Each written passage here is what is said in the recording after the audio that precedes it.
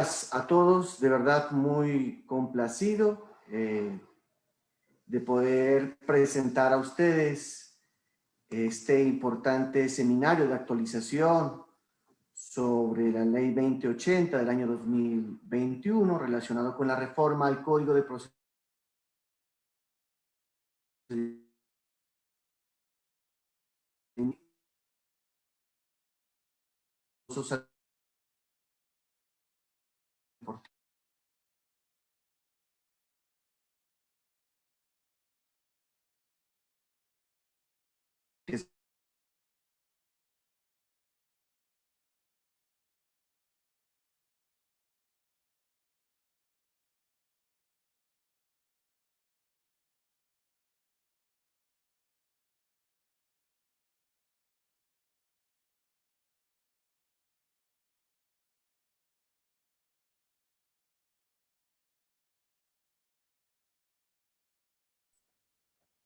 Buenos días, un cordial saludo a todas las personas que nos acompañan en este momento.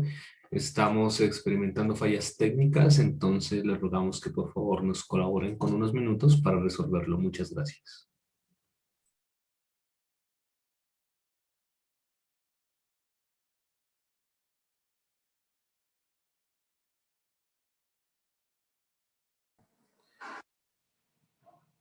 Bueno, superado el problema técnico de comunicaciones, quiero presentar a nuestro panel de expositores. Ellos son los doctores Juan Pablo Serrano Roa, la profesora María Andrea Calero Tafur, de igual manera el profesor Gerney Ortiz Moncada y el doctor Esteban Jaramillo. Todos ellos abordarán diferentes temas relacionados con la reforma al CEPAC, temas relevantes como la sentencia anticipada, los recursos judiciales, la redistribución de competencias, entre otros aspectos interesantes que fueron objeto de la reforma.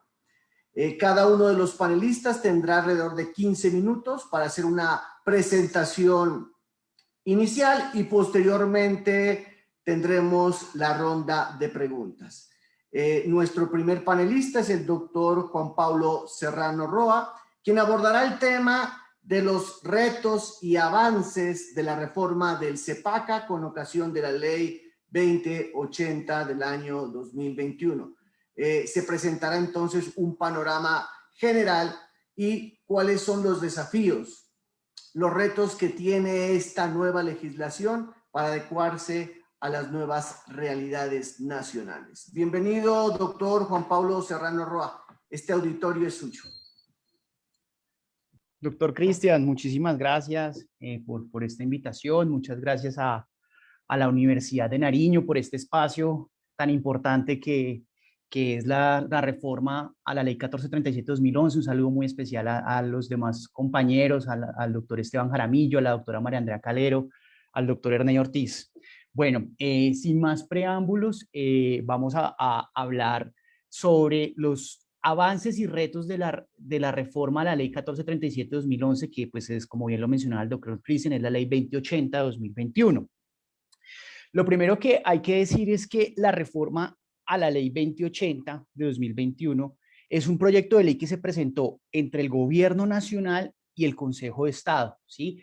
Y es una reforma que no tiene por objeto cambiar el código, sino hacer algunas modificaciones al código, tanto en la parte primera del código, es decir, todo lo que tiene que ver con las actuaciones administrativas, como en la segunda parte, que es todo lo relacionado con el proceso contencioso administrativo.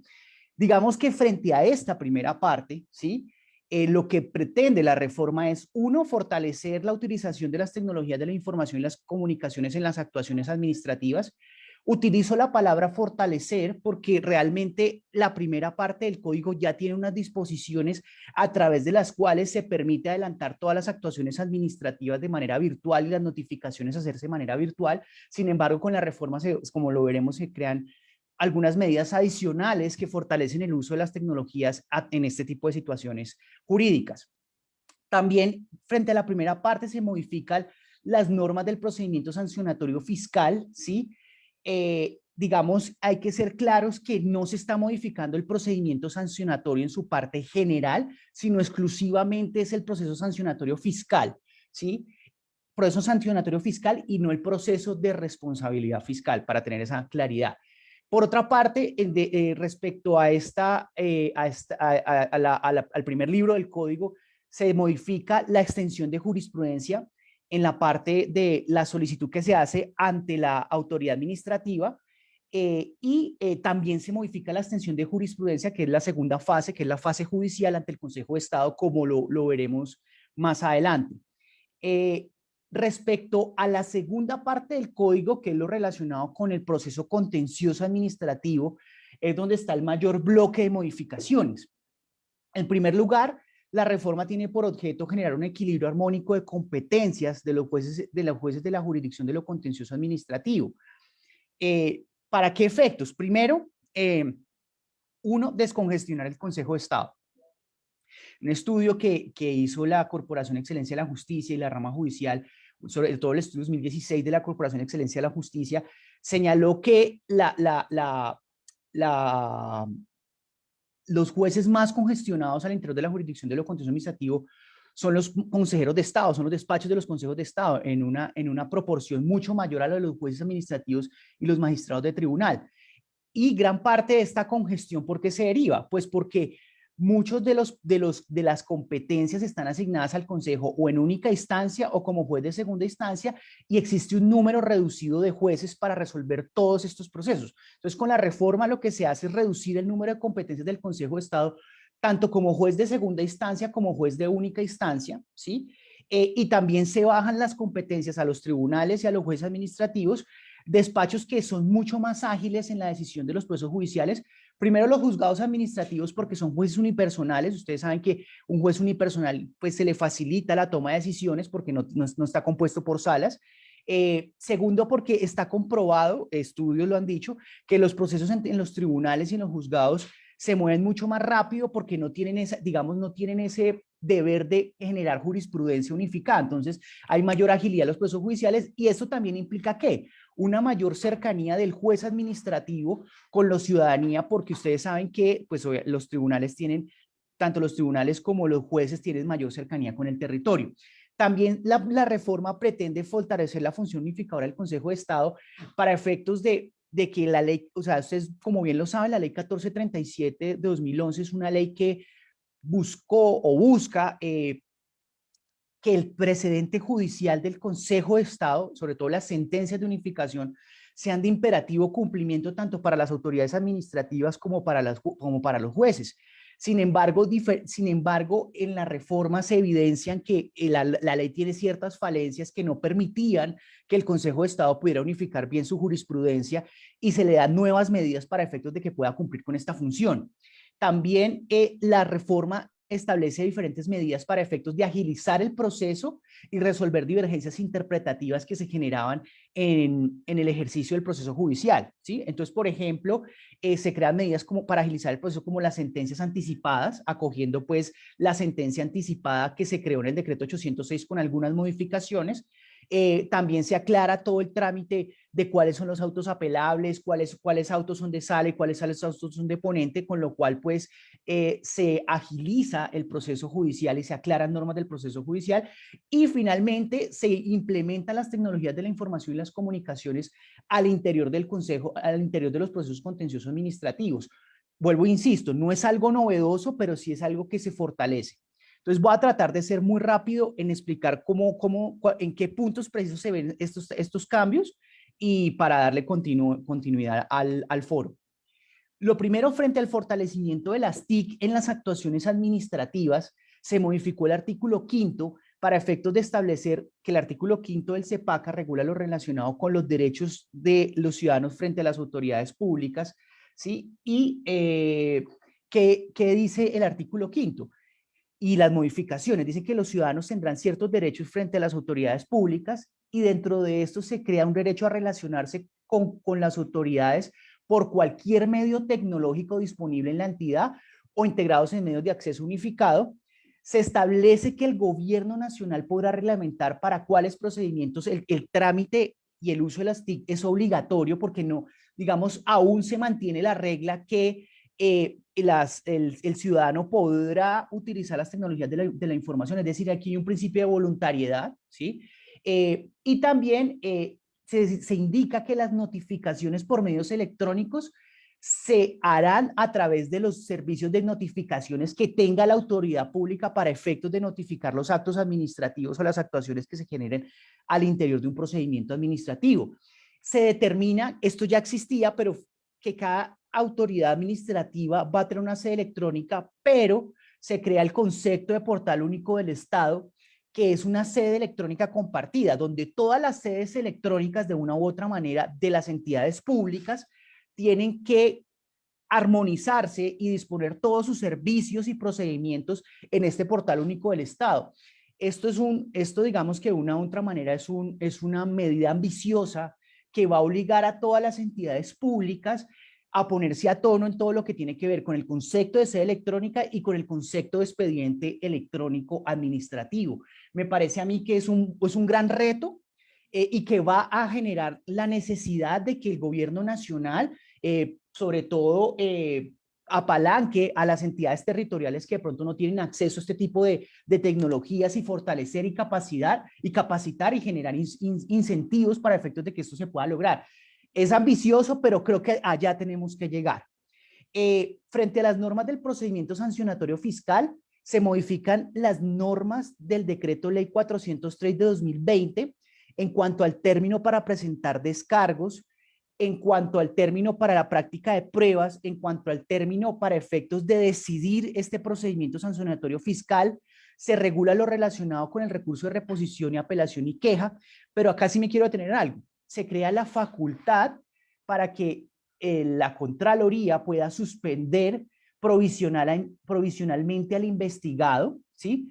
Cuando revele que hay elementos de juicio que puedan dar lugar a verificar que el funcionario investigado pueda interferir con la investigación o incurrir en la misma conducta que está siendo investigada.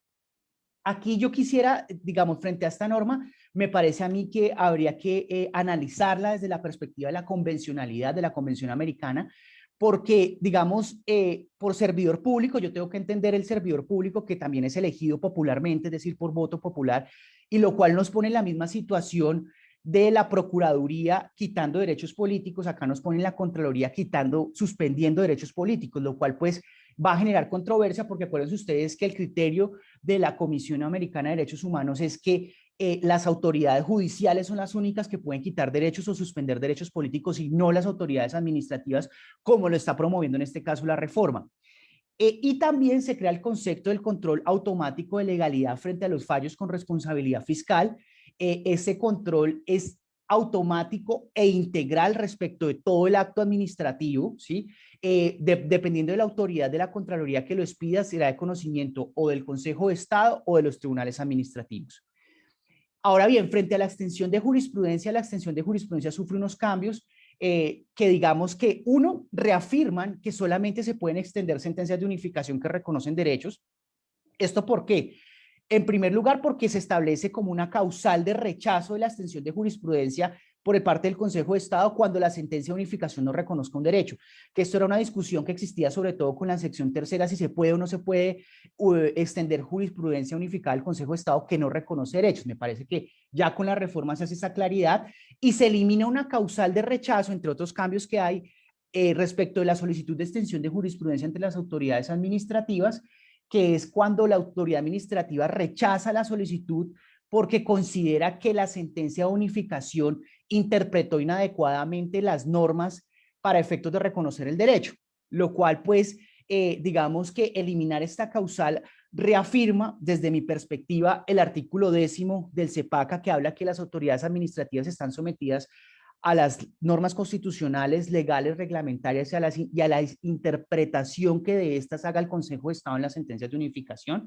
Me parece a mí que reafirma aún más ese principio de legalidad por parte de las autoridades administrativas.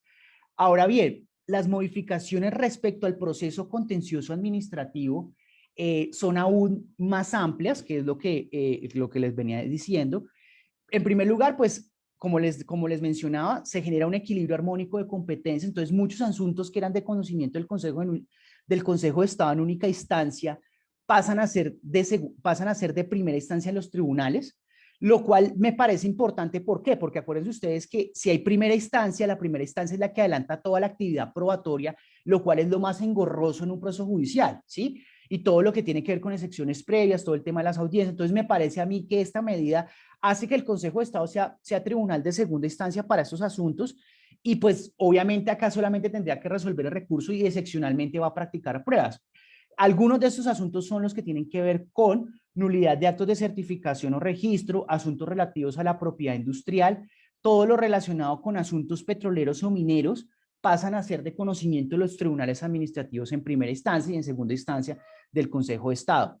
Se incrementan las cuantías, ¿sí? Por ejemplo, en las acciones de reparación directa pasan de 500 a 1000, es decir, que los jueces administrativos conocerán de las acciones de reparación directa cuando sean inferiores a 1000 salarios mínimos la cuantía de la demanda, y conocerá el tribunal en primera instancia cuando sea superior o igual a 1000 salarios mínimos, antes era 500.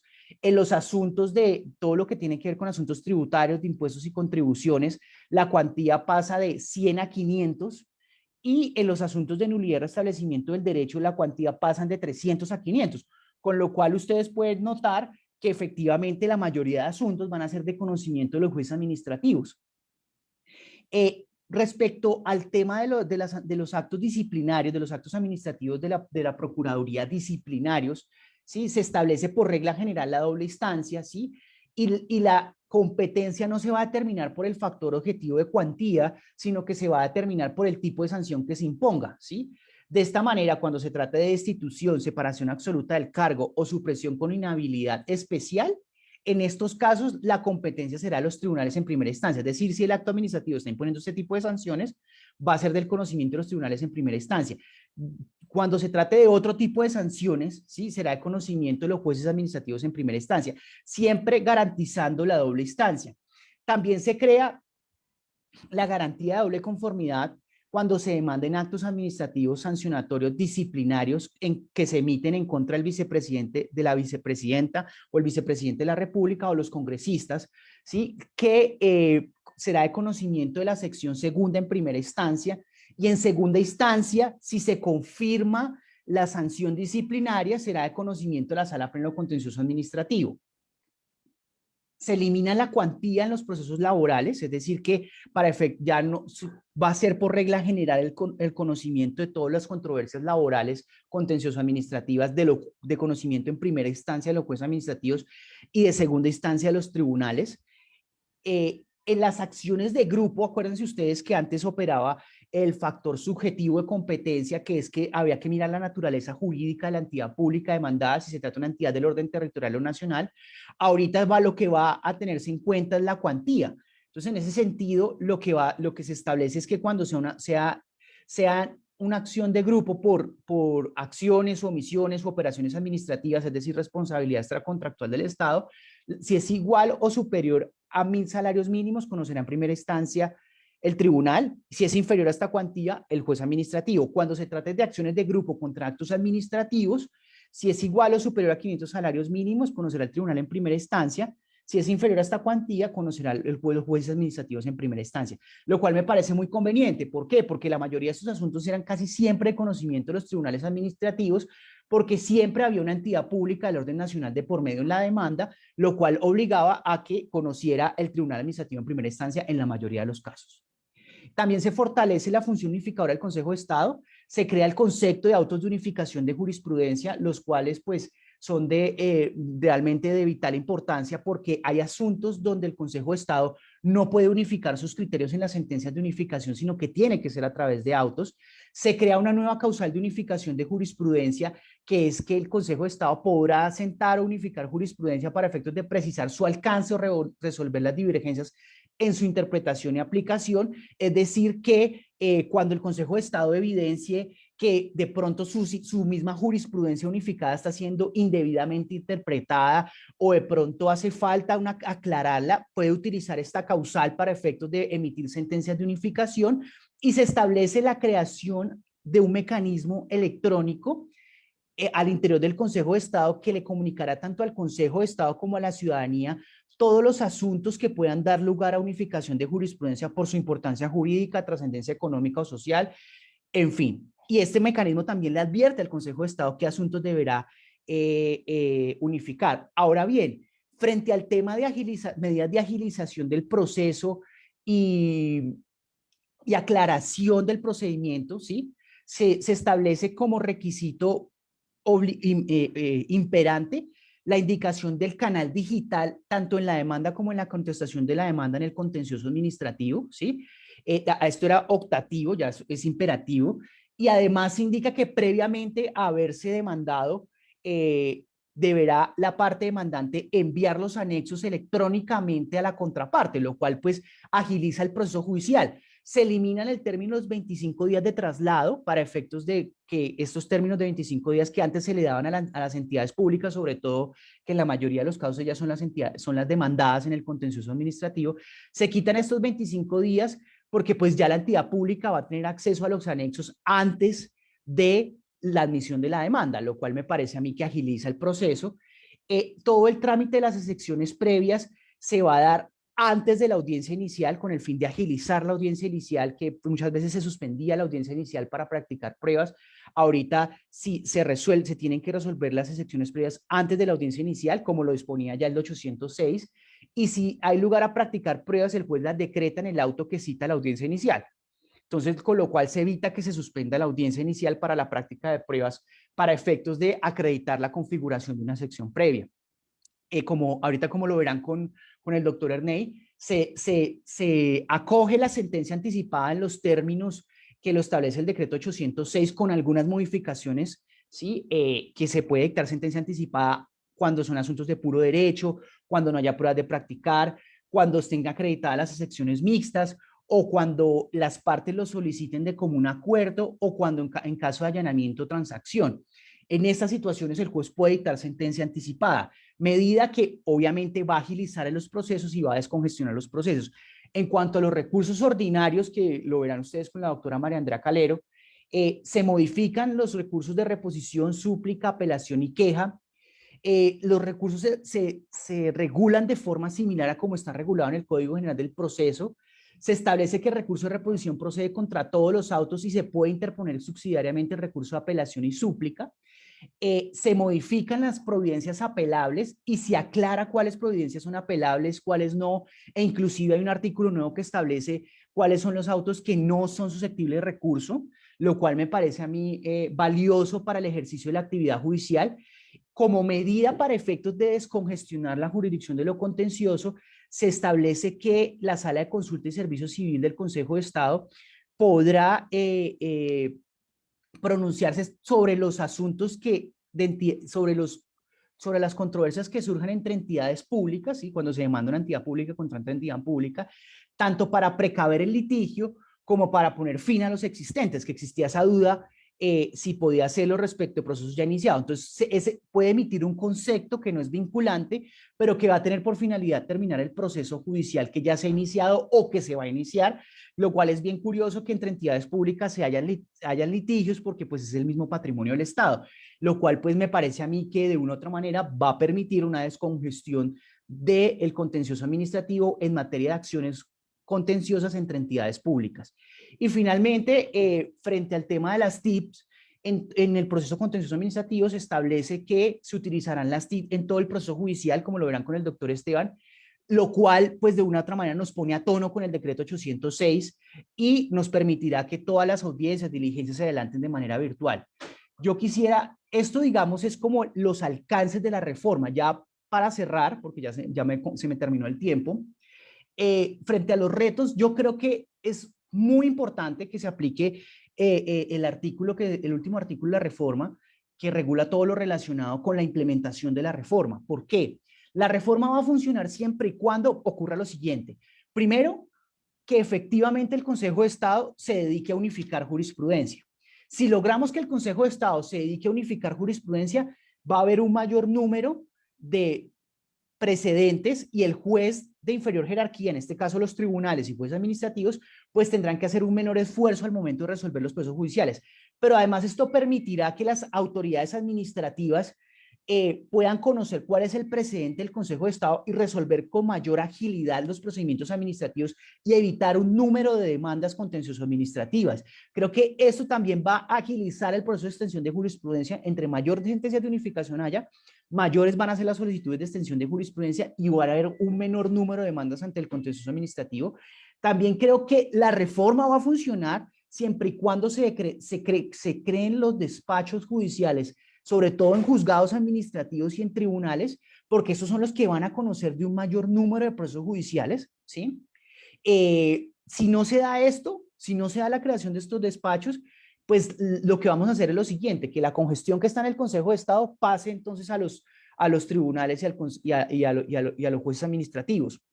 Entonces yo creo que ese es el otro punto que me parece a mí valioso. Y ya para finalizar, quisiera dejar claro algo. La norma, las disposiciones de la ley 2080-2021 están vigentes desde enero de 2021 que salió la ley, ¿sí?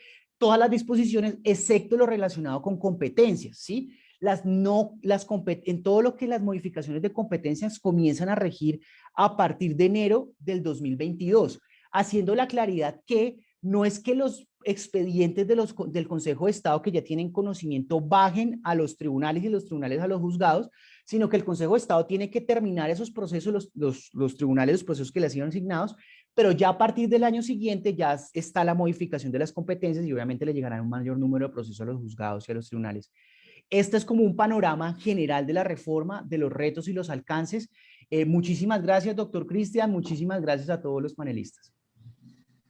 Mil gracias, doctor Juan Pablo. De verdad, muy ilustrativa su exposición, muy clara, no solamente porque aborda precisamente cuáles fueron las causas que dieron origen a esta reforma, que justo 10 años después de haber sido expedido el CEPAC se presenta, y que tiene como propósito fortalecer la oralidad, fortalecer también la entrada de las nuevas tecnologías de la información y la comunicación, que tiene como propósito también mantener esta condición de que el Consejo de Estado sea no un tribunal de instancia, sino un órgano de cierre, y pues todos estos desafíos y estas tareas importantes que tiene ahora la ley 2080 y que sin duda alguna implica también que se aperturen nuevos despachos judiciales y así avanzar con ello hacia la descongestión y hacia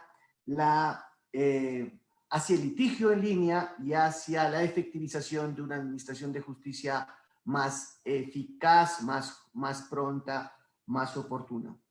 Bueno, me voy a permitir entonces otorgar el uso de la palabra al doctor Gerney Ortiz, quien nos hablará sobre un aspecto muy importante, lo relacionado con la sentencia anticipada, que también tuvo una valiosa variación, modificación a la luz de esta reforma del CEPAC. Doctor Ortiz, bienvenido a la Universidad de Nariño, a la Facultad de Derecho, a su escuela de posgrado, a su centro de investigaciones y estudios sociojurídicos.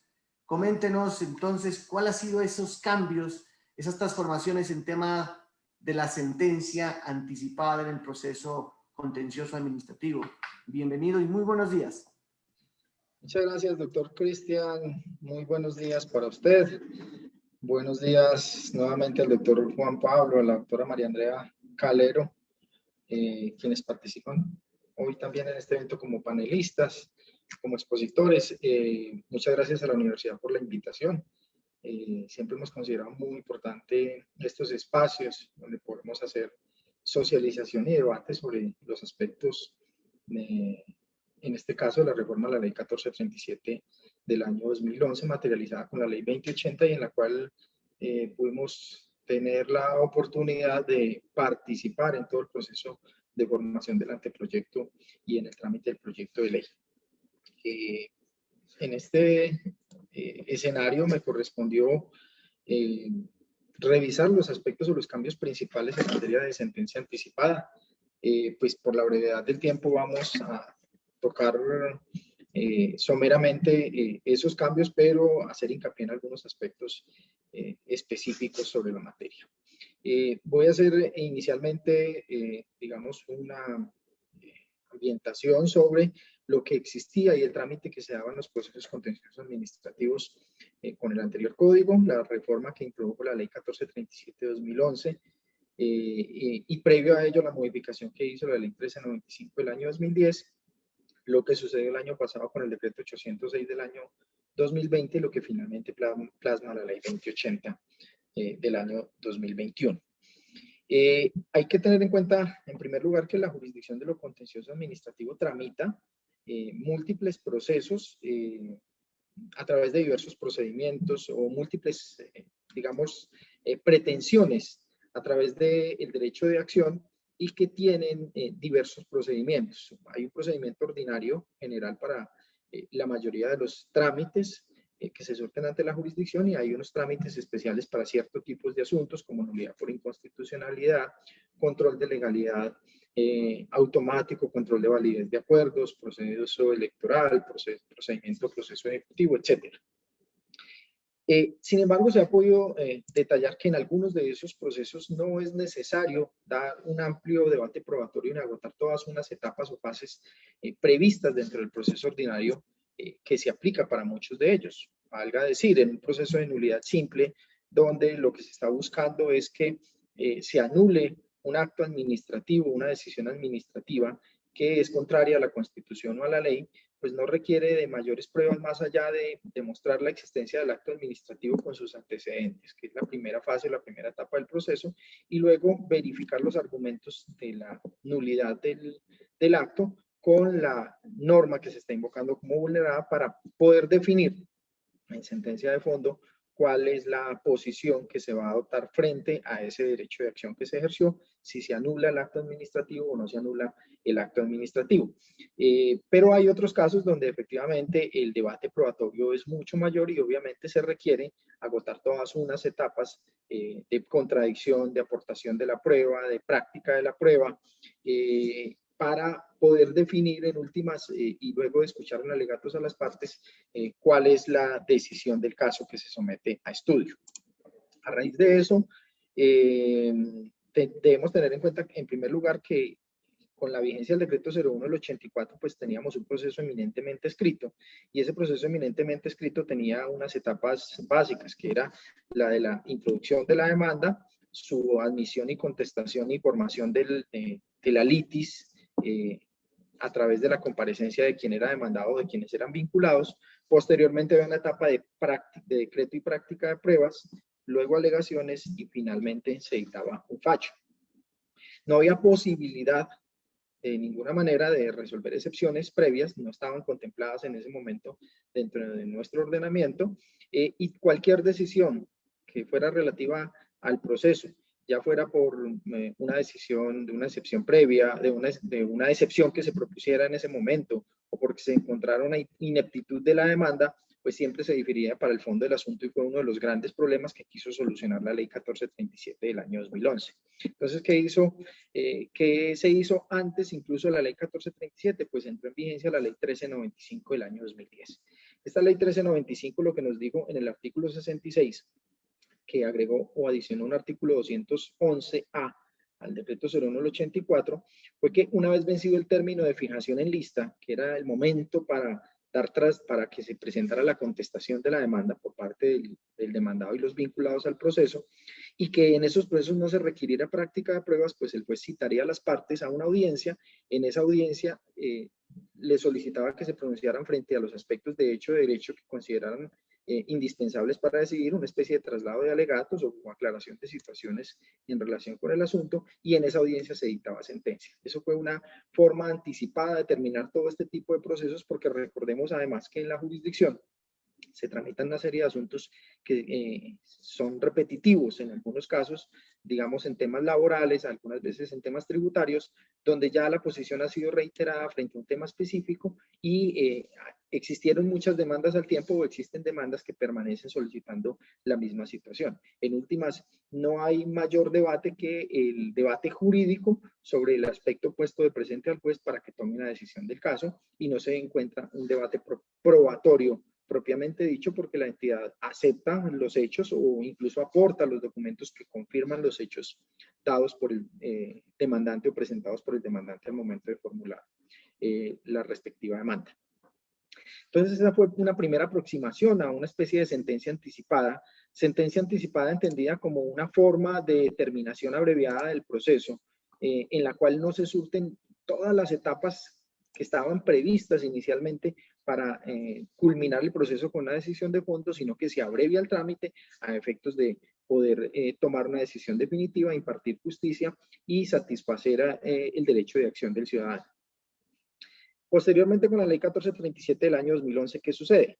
Se crea un proceso ordinario, digamos, aplicable a la mayoría de los asuntos que se tramitan en la jurisdicción, porque se aplica a la nulidad simple, a la nulidad con restablecimiento del derecho, a la reparación directa de la contractual, que ocupan prácticamente, digamos, el 94-95% de los asuntos que conoce la jurisdicción, se tramitan por el proceso ordinario. Entonces, en ese proceso ordinario, el artículo 179 nos dijo que habían unas fases o unas etapas. La primera que va hasta el momento, hasta que culmina la audiencia inicial. La segunda, desde que culmina la audiencia inicial hasta que culmina la audiencia de pruebas. Y la tercera, desde que inicia la audiencia de juzgamiento hasta que se dicta sentencia y se notifica la sentencia. Sin embargo, en los artículos subsiguientes, 180, 181 y 182, se creó una especie de lo que hemos llamado juicio moldeable dependiendo de las circunstancias del caso. A tal punto que el mismo artículo 179 ya creó una forma de terminación anticipada del proceso sin necesidad de surtir las otras fases o etapas. ¿Por qué? Porque este artículo nos dijo que en asuntos de pleno derecho o en aquellos donde no haya necesidad de practicar pruebas, entonces se podría prescindir de las etapas subsiguientes, correr traslado para alegar en la misma audiencia e incluso dictar fallo en la misma audiencia, lo que hemos llamado pues una especie de juicio rápido o de fast track frente a estos asuntos, porque en una sola audiencia se tramita todo el asunto y se le dice a las partes, esta es la decisión sobre el caso.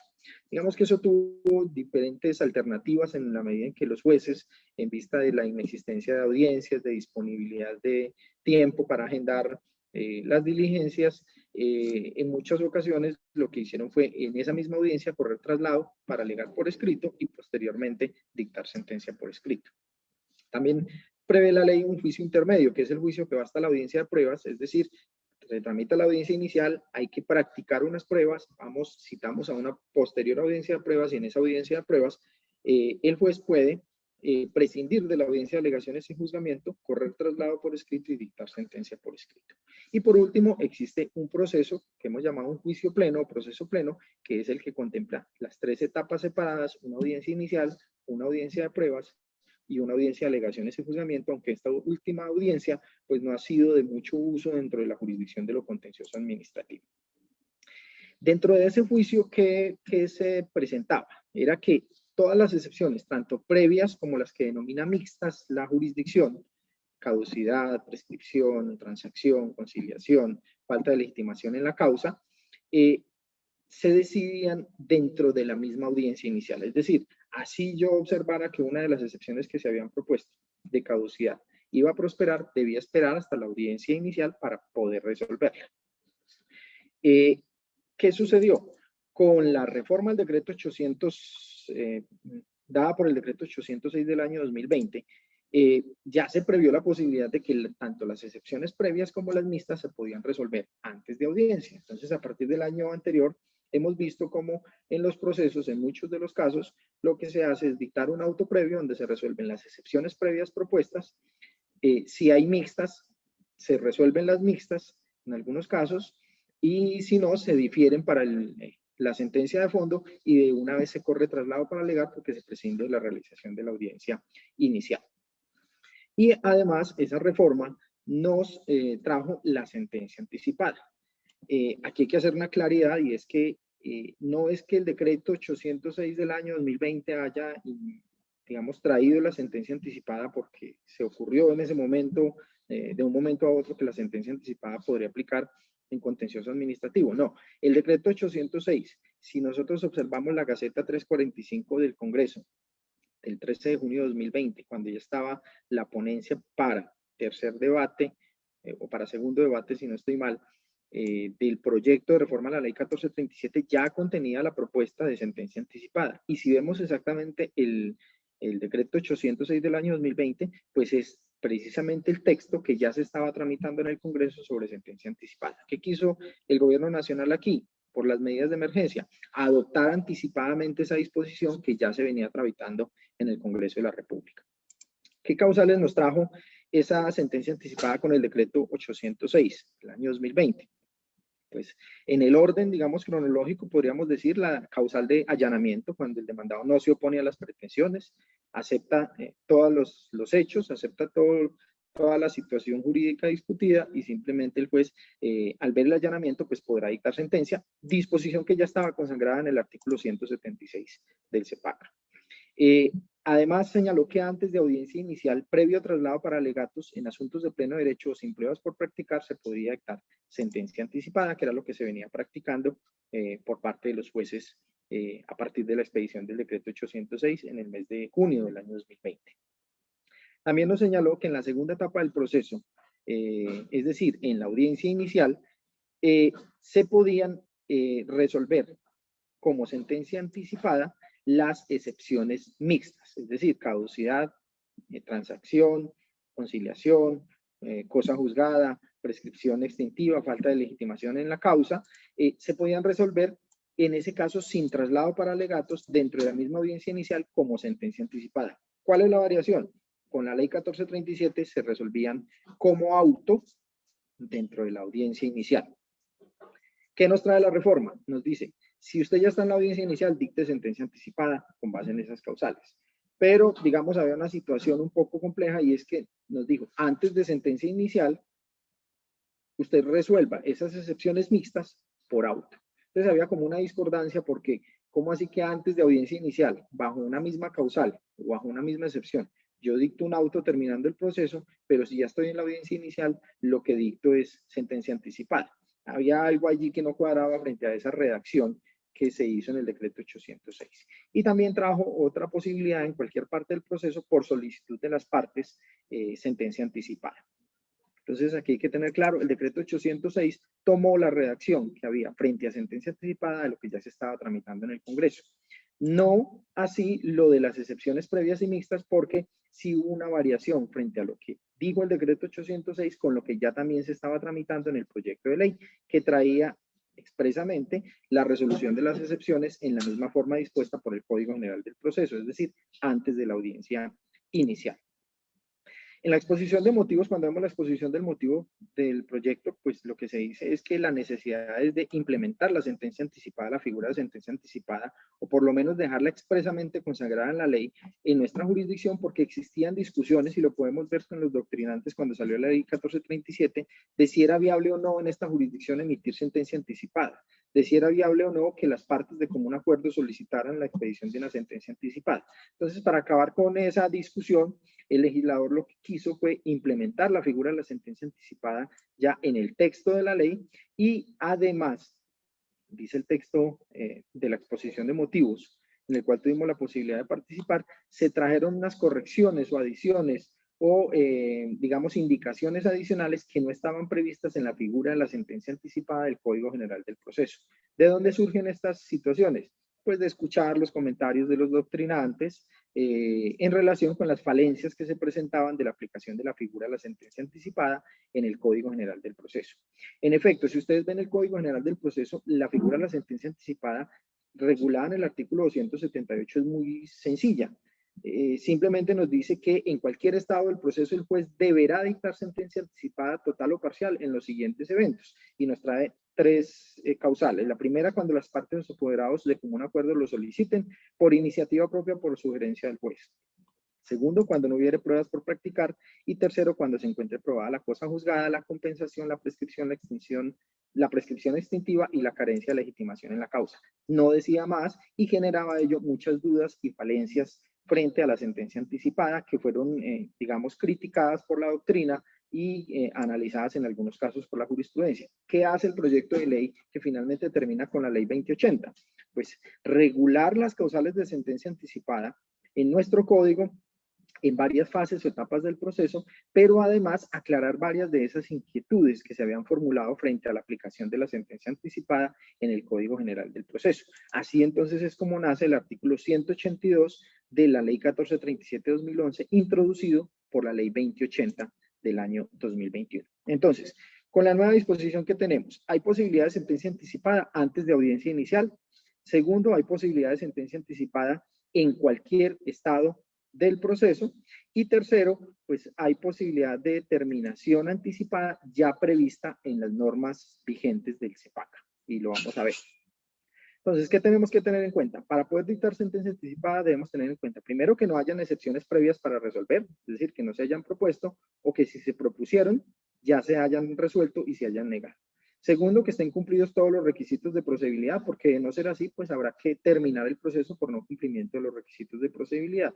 Y cuarto, verificar entonces si se dan las causales para dictar sentencia anticipada. En el orden cronológico vamos. Antes de audiencia inicial, ¿qué nos dice el artículo? Primero, cuando se trate de asuntos de pleno derecho, cuando no haya plenas pruebas por practicar, cuando se solicite tener como prueba solo las documentales aportadas con la demanda y la contestación y sobre ello no hubiere formulado tacha o desconocimiento. Mire que esta causal, por ejemplo, no estaba en el Código General del Proceso. Tampoco está la de cuando se trate de asuntos de pleno derecho que no requiera ninguna discusión probatoria.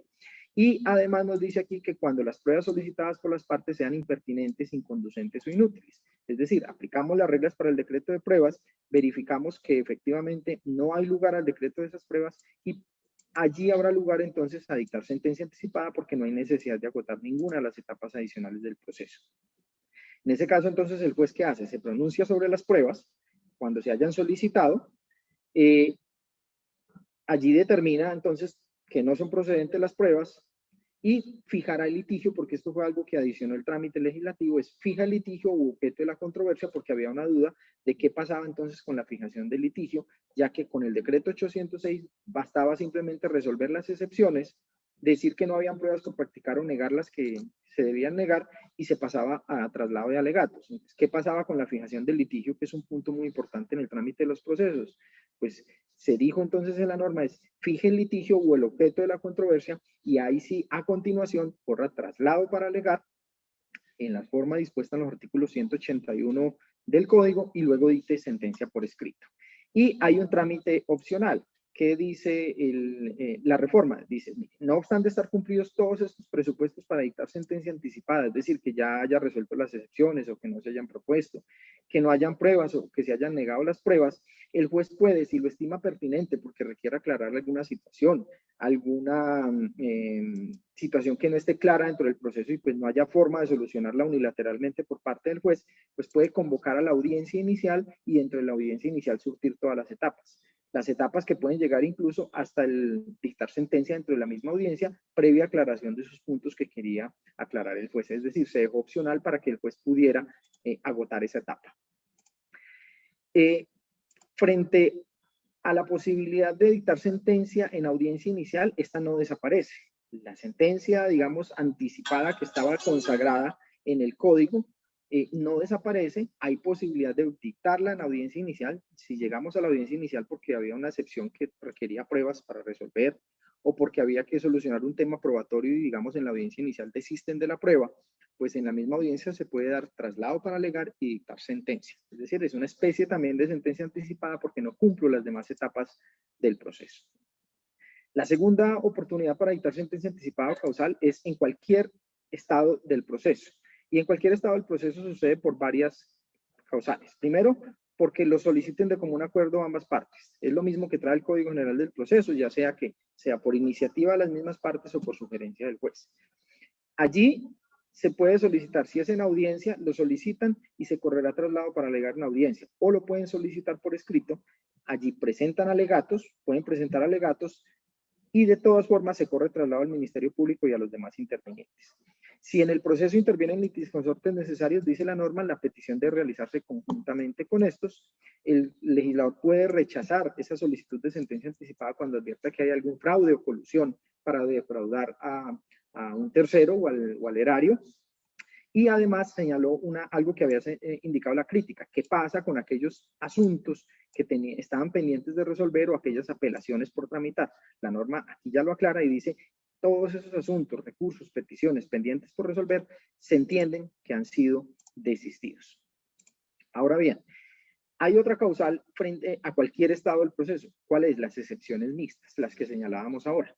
Recuerden que con el decreto 806 las excepciones mixtas se resolvían por auto antes de audiencia y por sentencia anticipada en audiencia. ¿Qué nos dice ahora la norma? La norma nos dice, mire, las excepciones mixtas, si usted las encuentra aprobadas, las va a declarar mediante una sentencia anticipada en cualquier estado del proceso, en cualquier momento en que usted las encuentre probadas. Y por esa razón también se modifica el artículo 175, donde dice que estas excepciones se resolverán mediante sentencia anticipada en los términos del artículo 182. Y por último, en cualquier estado del proceso también se puede dictar sentencia anticipada cuando ocurra alguna de las dos situaciones, o allanamiento a la demanda, ¿sí? O haya transacción de las pretensiones. En este caso, pues ya habría que mirar en qué asuntos es posible que haya allanamiento, si cumple los requisitos del artículo 176 o si el asunto es conciliable o no conciliable, porque si no es conciliable no podrá haber ni allanamiento a la demanda ni transacción entre las partes involucradas en el proceso. En todo caso, establece la norma, siempre habrá traslado para alegar de conclusión y si se refiere a la causal tercera, es decir, al tema de las excepciones previas, nos señala la norma que deberá indicarse cuál es la excepción, mixta que encuentra el juez, que posiblemente va a dar lugar a dictar la sentencia anticipada. ¿Para qué? Para permitirle a las partes que se pronuncien y decirle, juez, no hay caducidad, juez, no está aprobada la transacción, juez, no hay falta de legitimación en la causa. Y con base en esas alegaciones finales, el juez podrá dictar sentencia. Pero además la norma señala, para efectos de darle, digamos, el realce y la importancia que tienen los alegatos de conclusión que muchas veces los abogados litigantes se quejan, y es que dice la norma, mire, si el juez encuentra, luego de escuchado los alegatos, que no hay posibilidad de dictar sentencia anticipada porque lo convencieron de que no está aprobada la excepción, porque todavía no hay pruebas suficientes para decidir la situación, entonces, señor juez, usted puede decir que no va a dictar sentencia anticipada y que va a continuar con el trámite del proceso. Esa, digamos, es una novedad que trae la figura, que no está consagrada en el Código General del Proceso y que también la doctrina criticaba frente a esta situación. Ya por último, simplemente me refiero, la sentencia anticipada no es la única forma de terminar anticipadamente, valga la redundancia, el proceso contencioso administrativo. Existen otras posibilidades, por ejemplo, en las acciones populares, el agotamiento de jurisdicción. En el proceso ordinario existe la oferta de revocatoria directa. Existe también el auto que declara terminado el proceso por demostrar probada una excepción previa, algunas de las excepciones previas, el auto que aprueba una conciliación dentro del proceso, el auto que declara no agotado el requisito de procedibilidad y por último el auto que declara el desistimiento tácito. Estas también son formas anticipadas de terminar el proceso sin que haya un pronunciamiento de fondo.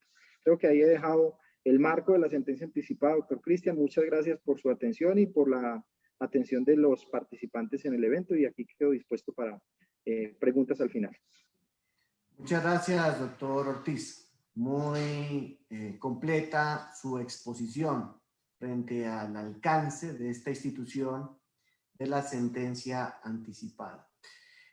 Vamos a abordar a continuación el tema relacionado con las TIC en la reforma del CEPACA. Esto será abordado por el doctor Esteban Jaramillo. Sin duda alguna, el CEPACA, la ley 1437 del 2011, ya había incorporado la figura del acto administrativo electrónico con los principios de autenticidad, integralidad. Ya nos hablaba también de la notificación electrónica de los correos electrónicos en las peticiones. Sin embargo, la ley 2080 al parecer refuerza las notificaciones electrónicas y también tiene una apuesta muy fuerte hacia este litigio en línea. Creo que la pandemia llegó con un aspecto muy valioso y positivo y es acelerar todos estos procesos tecnológicos de información y comunicación para que la administración de justicia también no pudiese parar y continuar prestando el servicio y garantizando el derecho fundamental que este en sí encierra. Doctor Esteban Jaramillo, ¿cuál han sido entonces estas transformaciones en torno a las tecnologías de la información y la comunicación que incorpora la reforma al CEPACA? ¿Estamos cerca del litigio en línea? ¿Estamos avanzando hacia esa administración de justicia digitalizada? Bienvenido a la Universidad de Nariño y muy buenos días, doctor Esteban. Muchas gracias, doctor Cristian, por su amable invitación y por su, digamos, generosidad de pues, permitirme poder compartir esta mañana pues, primero, con la universidad, que pues, es un espacio académico obviamente muy reconocido y relevante en el ámbito nacional, y por supuesto con los demás panelistas que me acompañan esta mañana, con la doctora María Andrea Calero, con Juan Pablo Serrano y con el doctor Ernei, a quienes pues también saludo, y por supuesto a todas las personas que nos están acompañando esta mañana. Digamos que tratando de responder o hacer un primer comentario en relación con su pregunta, doctor Cristian, yo creo que esta reforma adoptada mediante la ley 2080, que pues como sabemos ya con toda claridad lo que pretende es, como lo decía el doctor Serrano, no modificar, no cambiar en su esencia el CEPACA, sino, digamos, ajustar algunos aspectos por diferentes motivos, y por eso, pues, digamos, la reforma tiene diferentes finalidades. Creo yo que sí contribuye de forma muy eficiente a digamos, a ese cometido que comentaba usted, y es lograr, digamos, una implementación mucho más completa y certera de los medios tecnológicos en la administración de justicia. Yo para eso, digamos, y sabiendo que ya se han hecho algunos comentarios iniciales sobre las modificaciones principales que en materia de implementación de las TIC tiene esta reforma, pues yo principalmente, me está diciendo el doctor Cristian que no me están viendo. Sí, se apagó la cámara. Ya, doctor. Listo. Entonces, digamos que para esos efectos, yo, digamos que haría una breve referencia inicial y a modo introductorio de lo que ha sido digamos, los diferentes instrumentos normativos previos al CEPACA que han pretendido de una o de otra forma, pues, establecer, implementar adecuadamente las TIC, digamos, en la administración de justicia, porque digamos que nos parece que a veces hay como una creencia de que el decreto 806, lo adoptado por el Congreso de la República recientemente en esta reforma, pues es muy novedoso, y tal vez no, digamos, y esto lo digo habiendo tenido el gusto de participar desde el Ministerio de Justicia en la construcción de estas reformas, tanto de la del decreto 806 como la de la que nos ocupa hoy, de la ley 2080, y al final, digamos, un poco lo que se hizo fue trabajar sobre lo que ya existía, que eran normas, digamos, muy importantes, muy pertinentes y muy relevantes, digamos, pero que desde el punto de vista de su implementación, pues tenían algunos vacíos, ¿no? O digamos que habían tenido algunas dificultades que habían permitido que muchas veces quedaran como en letra muerta. Entonces, yo me permitiría hacer ese breve recuento y tratando de ser lo más respetuoso posible del tiempo, mencionando que desde la propia ley 270, ¿no?, en su artículo 95, como recordarán ustedes, se prevé, digamos, la utilización de los medios electrónicos en el desarrollo de los procesos judiciales. Esto estamos hablando del año 96, esta es la Ley Estatutaria de Administración de Justicia. Desde ese momento el legislador ya estaba pensando, digamos, de pronto de forma un poco aspiracional, que era necesario de alguna forma empezar ese proceso de transformación digital.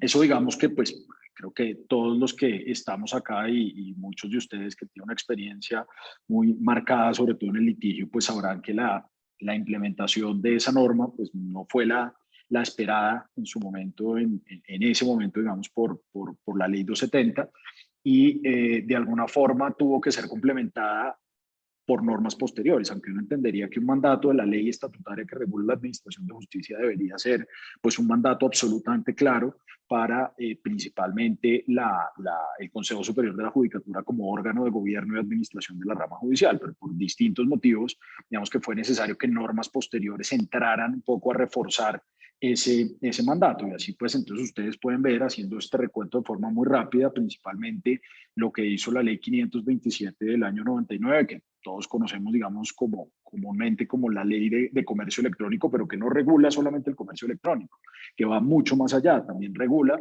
la forma de relacionarse y de actuar, ¿cierto?, con de relacionarse con la administración pública y de actuar a través de medios digitales. Además, le otorga, saben ustedes, un valor muy importante al concepto, por ejemplo, de los mensajes de datos. Y esa ley resulta fundamental para todos los avances posteriores que se han venido haciendo. Obviamente, y posterior a la ley 527, es fundamental mencionar también el CEPACA, ¿no? del año 2011, que pues tiene, y principalmente pues en este punto hay que referirse al artículo 35, ¿cierto? Que establece inicialmente la posibilidad de realizar actuaciones, audiencias y demás. Dice el artículo 35, por escrito, verbalmente o por medios electrónicos, ¿cierto?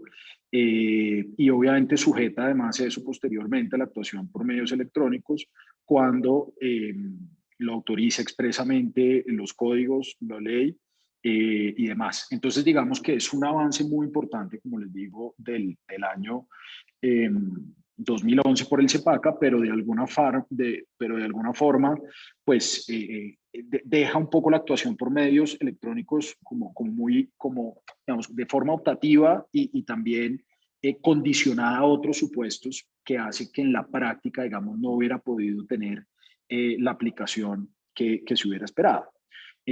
Posteriormente, un año después, con la ley 1564, el Código General del Proceso también, por su parte, pues trae, digamos que modificaciones que de alguna forma resultaron muy relevantes en su momento para efectos de esta implementación de los medios tecnológicos en la administración de justicia, ¿no? Uno puede mencionar muchos de ellos donde lo que se hace es, por ejemplo, el artículo 11, que pretende darle o reiterar un poco lo que se venía diciendo desde la ley 527 en cuanto a la fortaleza, si se quiere, y digamos, la fuerza que tiene las actuaciones cuando se hacen por medios electrónicos, sobre todo desde el punto de vista probatorio también. El artículo 103, ¿no? Que establece la obligación de crear un plan de justicia digital, que era, digamos, el presupuesto desde el punto de vista operativo para que toda la implementación de las normas que hablan, digamos, de medios tecnológicos en la administración de justicia fuera una realidad. El plan de justicia digital, digamos, que sigue siendo una idea que quedó en la ley porque no está, digamos, se ha venido avanzando, y con esto no quiero sonar, digamos, crítico de necesariamente la actuación del Consejo Superior de la Judicatura en ese sentido, porque digamos que dentro de los diferentes proyectos de transformación digital hay avances muy importantes, pero lo que es el plan de justicia digital, como se pensó, como se concibió en el Código General del Proceso, pues la realidad es que no existe, y eso ha dificultado la implementación de muchas normas, no solo en materia de tecnologías de la información y las comunicaciones propiamente, sino también lo que tiene que ver, por ejemplo, con la oralidad, que supone la existencia o la adecuación de los despachos judiciales con medios tecnológicos idóneos y adecuados para poder, digamos, realizar esas actuaciones de esa forma, y que eso no quede un poco como un tema puramente aspiracional. Entonces, obviamente el Código General del Proceso en esa materia fue muy, muy, muy importante, pero digamos que seguía teniendo el problema un poco de que se seguía hablando de la implementación de la utilización de los medios tecnológicos como un tema puramente optativo. Y eso hizo en su momento, estamos hablando más o menos del mes de mayo del año pasado, el año 2020, previo a la segunda declaratoria de emergencia económica, social y ecológica que hizo el gobierno nacional en su momento, que se empezara a valorar con diferentes entidades, con diferentes expertos en la materia, la necesidad de expedir una norma de emergencia, ¿cierto? Que de alguna forma permitiera destrabar algunos asuntos que evidentemente se podían adelantar por medios tecnológicos, por medios digitales, y que digamos, por no existir muchas veces un mandato claro en la ley, no se estaba haciendo en la práctica, ¿cierto? En ese momento, mayo del 2020, recordarán ustedes, pues estábamos como seguimos ahora, pero en un momento mucho más crítico de la pandemia, donde los despachos judiciales estaban cerrados del todo, y eso hacía, digamos, que de ahí la necesidad de expedir esa norma en uso de las facultades que confiere la declaratoria del estado de emergencia. Entonces, un poco la lógica de esa norma, del decreto 806, que ustedes pues ya conocen hoy perfectamente, y que de alguna forma resulta replicada en su gran mayoría en el CEPACA, es pues, digamos, como les digo, no pretender establecer la base para la implementación de los medios tecnológicos en la administración de justicia, porque eso ya existía, ¿cierto? Lo que de alguna forma, y así lo dice el decreto 806 en sus consideraciones, es complementar algunas normas, principalmente el Código General del Proceso, el CEPACA, y también en materia, digamos, laboral, para efectos de darle mucha más fortaleza, mucha más efectividad a esas normas y que pudieran ser efectivamente aplicadas para el desarrollo de los procesos judiciales por medios tecnológicos. Entonces ahí, digamos, pues en este momento, digamos que no me corresponde hacer una revisión muy detallada del decreto 806, pero digamos que a grandes rasgos, un poco lo que se hizo fue obviar en algunos casos actuaciones que se podían obviar en la medida en que se utilizaran los medios electrónicos, obviar ciertas formalidades que implicaban además, obviamente, que las partes o sus apoderados tuvieran que acudir a entidades públicas o a notarías y demás, y eso pues obviamente resultaba en su momento contrario con todas las restricciones de movilidad existentes. Obviamente lo relativo en el contencioso, por ejemplo, al tema digamos, a los temas que habló el doctor Ernest en su momento, también es lo que tiene que ver obviamente con la sentencia anticipada y un poco pues fueron normas de esa índole, que lo que pretendían era poder destrabar la administración de justicia, poder realmente implementar los medios digitales y avanzar. Y yo creo que el resultado, no quiero pues dar un dictamen contundente en este momento, pero creo que el resultado desde ese punto de vista, partiendo de que es una norma de emergencia, pues ha sido bueno. Y además ha sido bueno por otra razón. Y ahora sí, pues llego al tema central de la intervención y es precisamente porque pues fue un poco el antecedente, ¿no?, para que otras normas empezaran a recoger los planteamientos del 806 y pues ojalá, y en el caso del CEPACA, convertirlo en legislación permanente. Saben ustedes que, como lo plantea el propio decreto 806, pues tiene 2 años de vigencia contados a partir del 4 de junio del año 2020. Y eso pues obviamente le pone un límite en el tiempo. Ojalá, ya desde lo que tiene que ver con el contencioso administrativo, la ley 2080 lo hace, ojalá se haga lo mismo y ya hay una reforma en curso para tal efecto, pase lo mismo con el Código General del Proceso, de manera que esta norma pues se convierta en legislación permanente, ¿vale? Entonces, digamos, desde ese punto de vista, yo que plantearía, y de forma muy rápida, sobre la reforma puntualmente de la ley 2080. Lo primero, lo decía el doctor Serrano, en cuanto a la finalidad de la reforma. La finalidad de la reforma tiene como una de sus finalidades la implementación, ¿cierto? Y el fortalecimiento de la implementación de las TIC en el proceso o en el ámbito administrativo, ¿cierto? Tanto en las actuaciones de las autoridades administrativas como en el proceso, digamos, contencioso administrativo.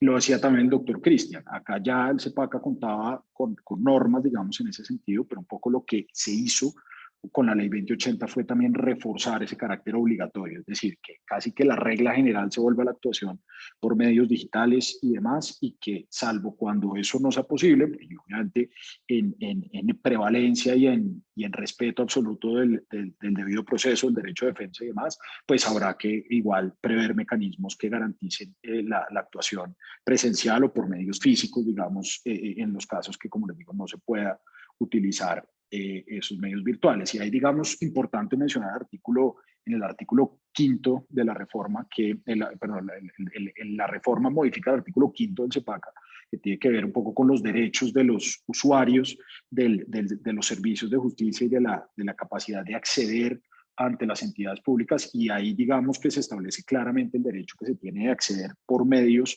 tecnológicos y poder relacionarse e interactuar con las autoridades por esa vía, y obviamente además prevé la posibilidad y la necesidad de que uno como usuario, el ciudadano como usuario, digamos, se pueda registrar y pueda de esa forma actuar adecuadamente ante las autoridades.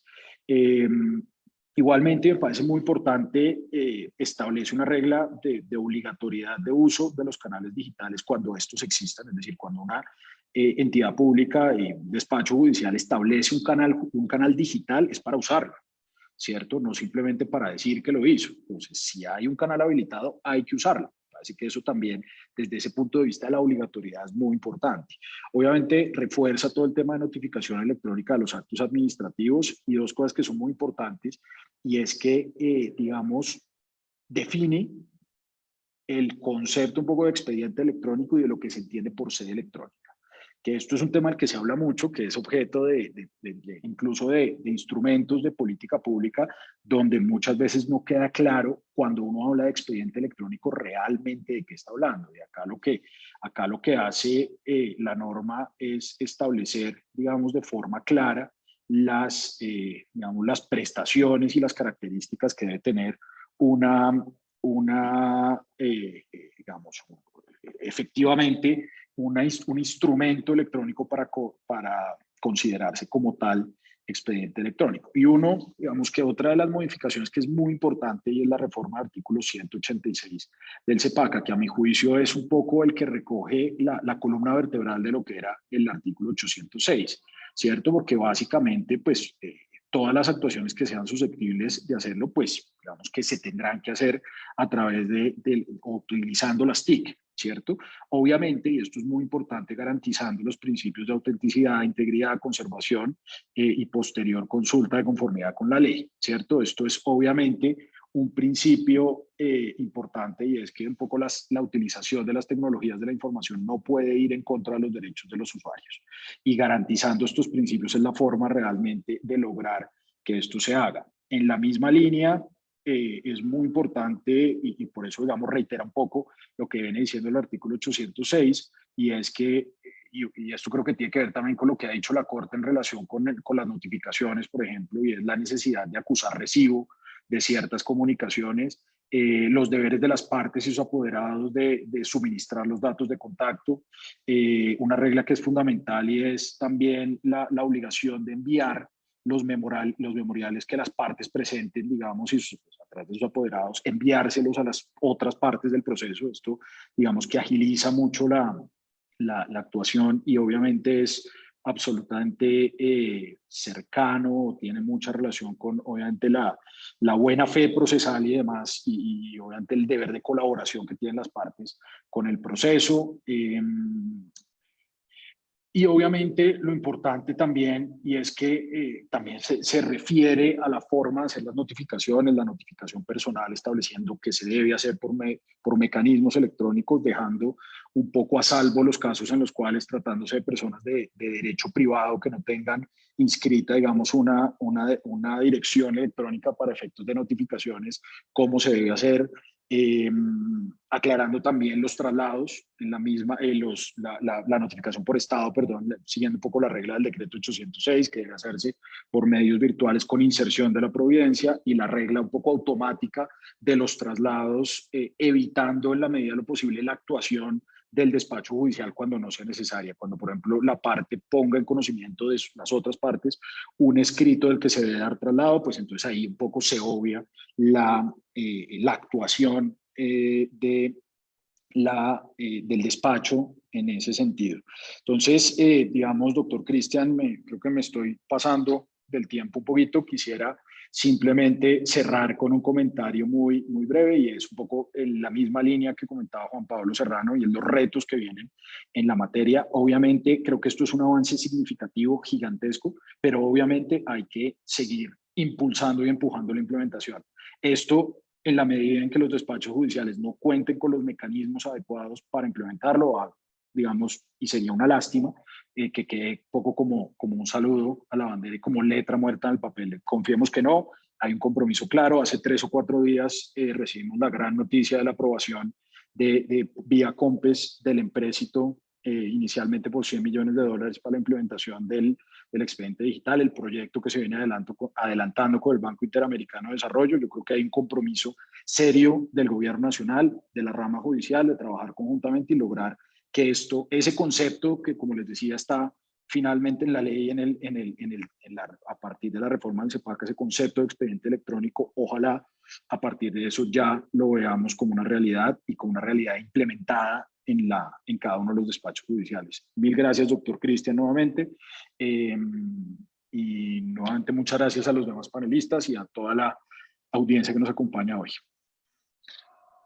Muchas gracias, doctor Esteban Jaramillo. Muy interesante las reflexiones y los análisis que hace frente a esta gran tarea, este desafío, este reto que tiene la reforma 2080 frente al Código de Procedimiento Administrativo y lo contencioso administrativo por avanzar hacia el expediente electrónico, hacia la justicia digital, hacia el litigio en línea, un esfuerzo que requiere obviamente la participación de todos y sin duda alguna también pues del gobierno nacional y la administración de justicia.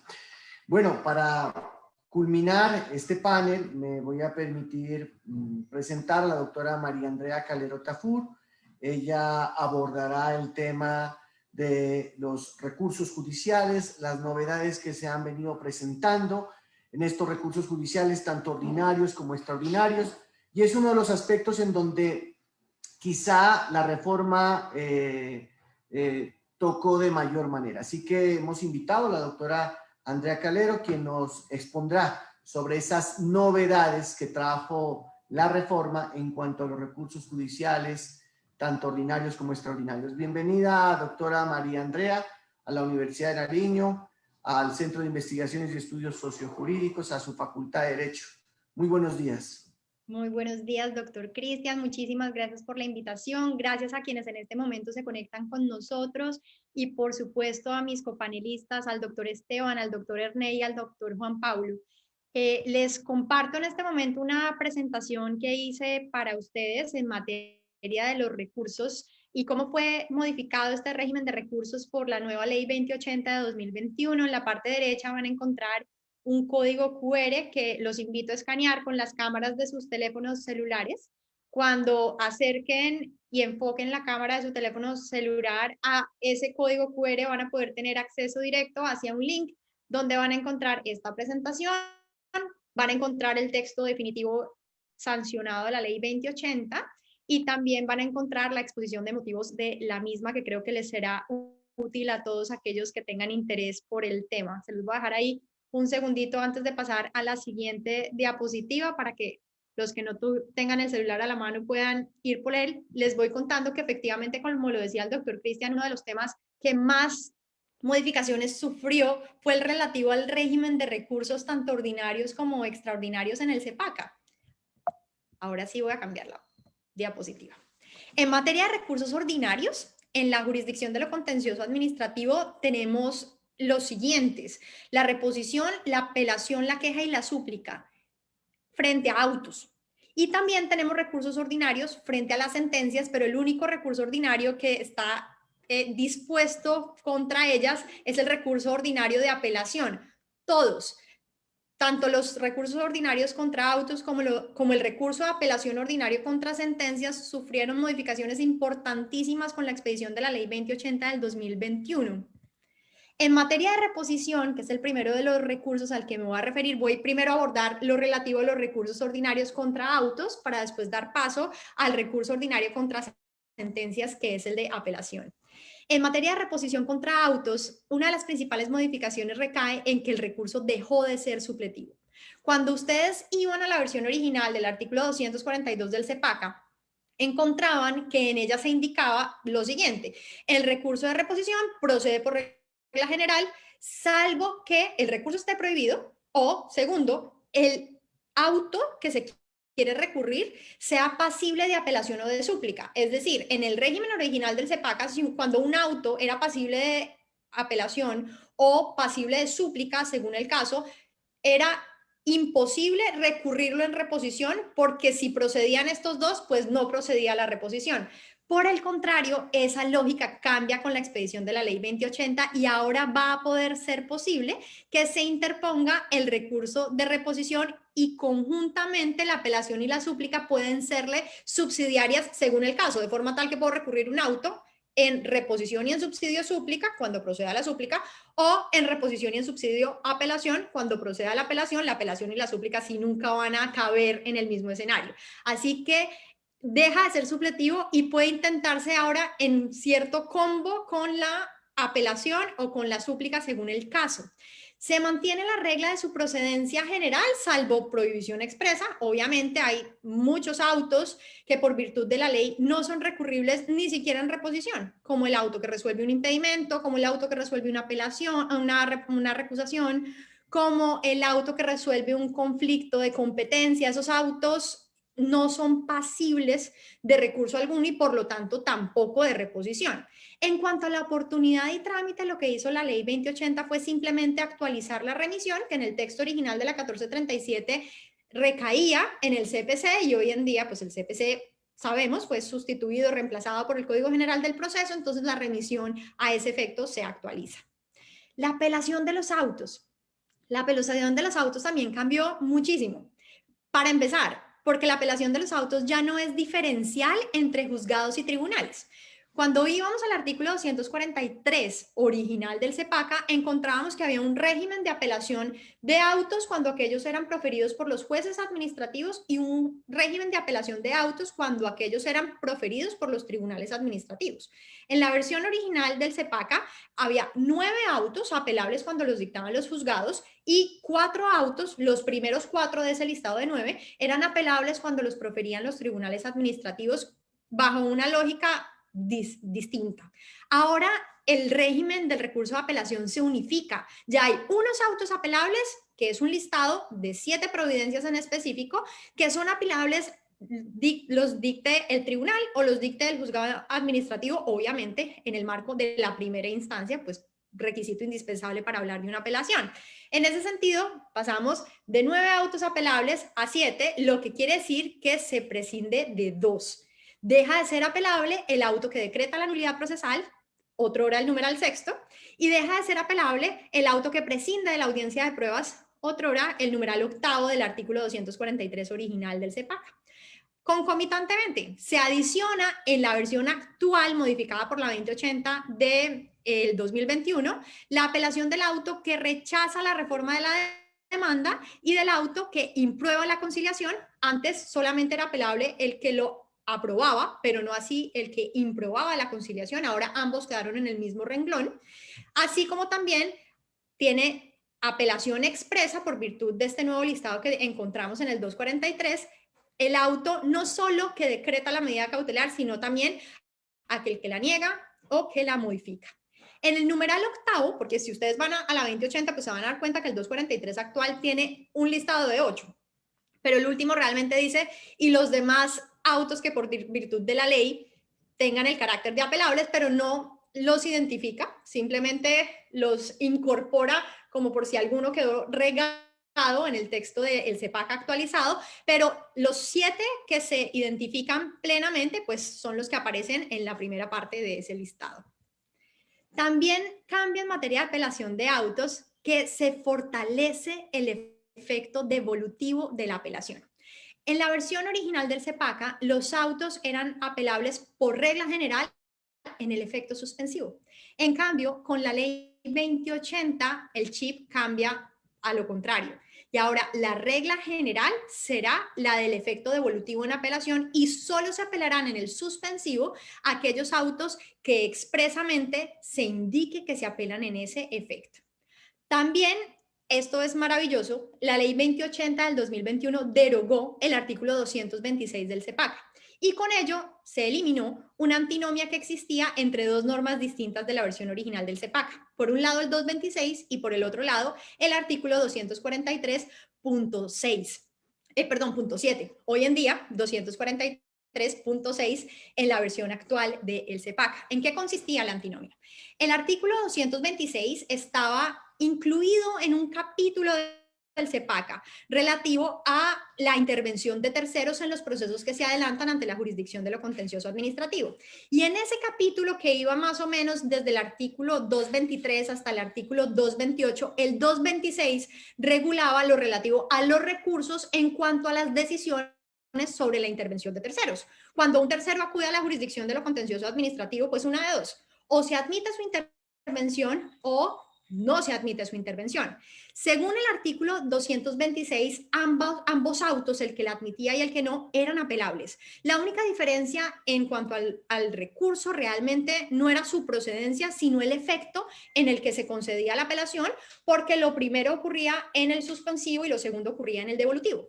Pero más adelante, el artículo 243 del CEPACA en versión original, en su numeral séptimo, decía que solo era apelable el auto que negaba la intervención del tercero, en una clara contradicción de ambas normas, razón por la cual la ley 2080 del 2021 zanja la discusión, deroga el 226 y ahora solamente sobrevive el anterior 243.7 con la negativa de la intervención del tercero, pero ubicado en un numeral distinto de la misma norma, ahora en el renglón 243.6 de ese artículo. Expresamente también la ley 2080 regula la figura de la apelación adhesiva.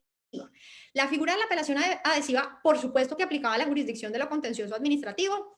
Las normas que se aplicaban eran las del Código General del Proceso y la jurisprudencia, especialmente las secciones tercera y quinta, se había ocupado de pronunciarse sobre la institución, pero no tenía el CEPACA una regulación específica sobre la figura de la apelación adhesiva y hoy en día ya la encontramos en el texto mismo del CEPACA.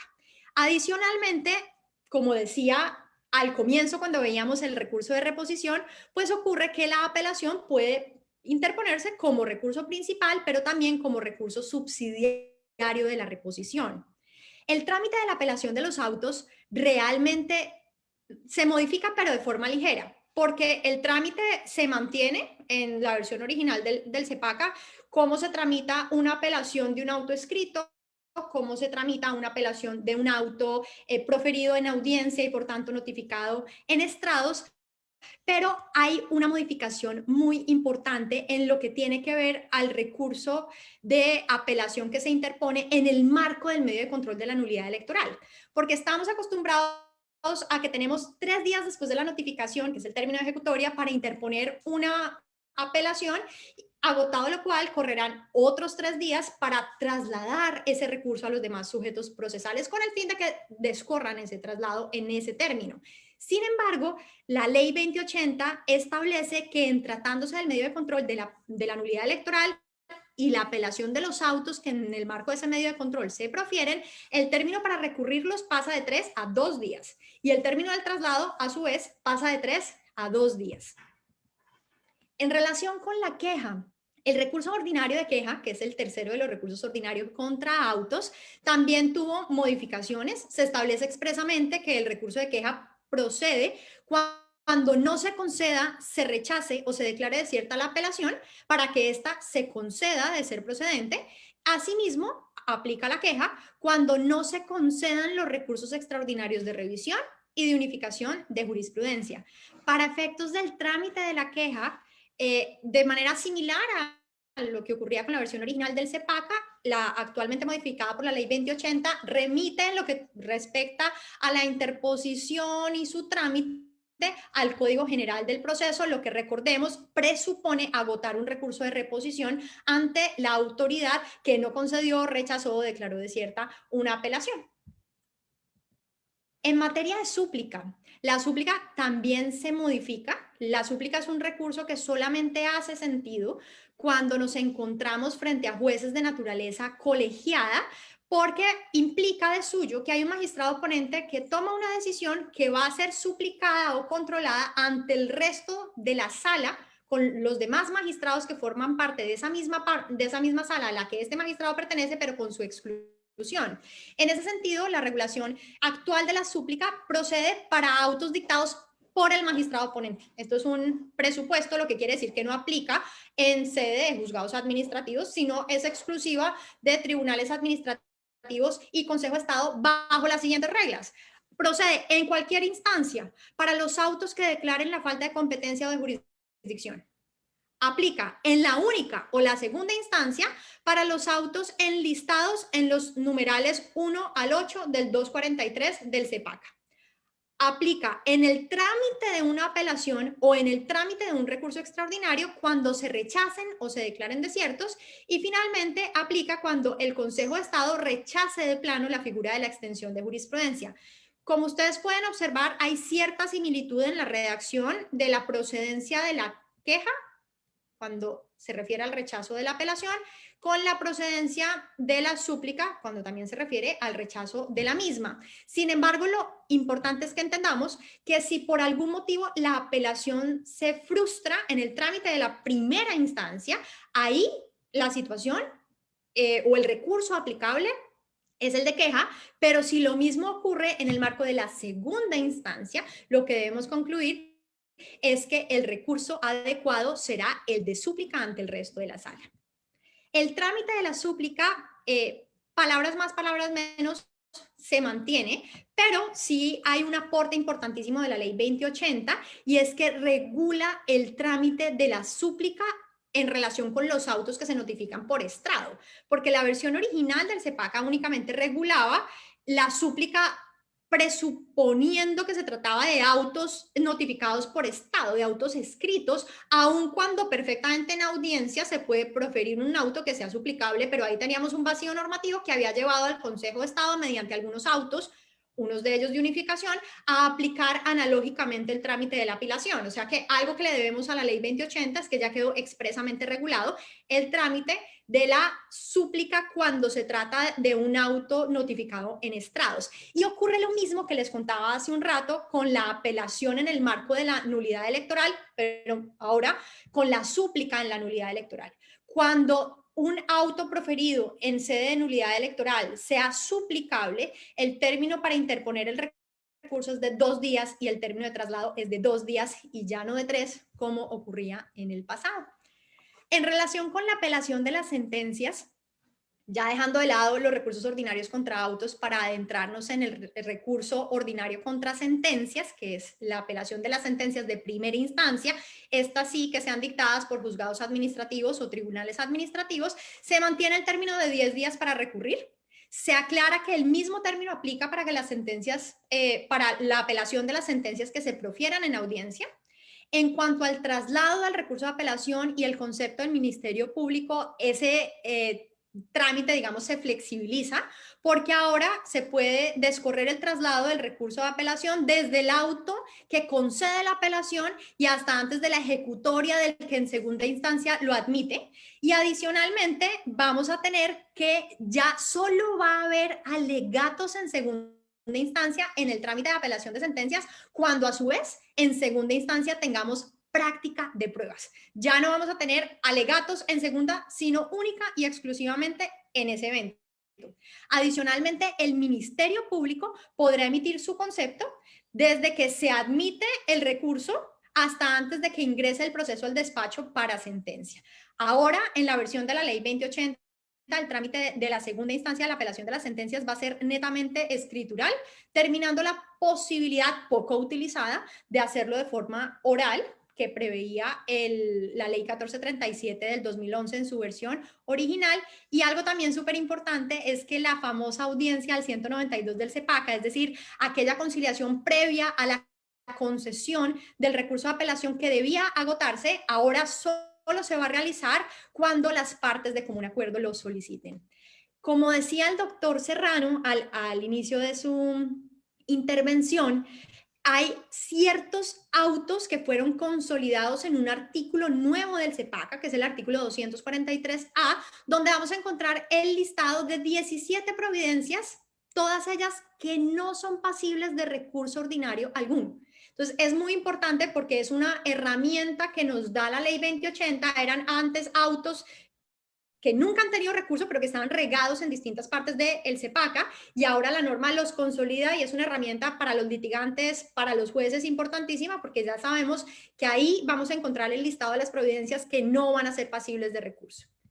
En materia de recursos extraordinarios hay también algunas modificaciones, específicamente en lo que tiene que ver con el recurso extraordinario de revisión y el extraordinario de unificación de jurisprudencia, porque el extraordinario de anulación de laudos arbitrales pues no se toca para nada con esta reforma, y la razón por la cual esto es así es porque ese recurso no aparece regulado exclusivamente en el CEPACA, sino que es de regulación propia del estatuto arbitral, codificación autónoma, independiente, y con la que por supuesto no se mete la ley 2080 del 2021.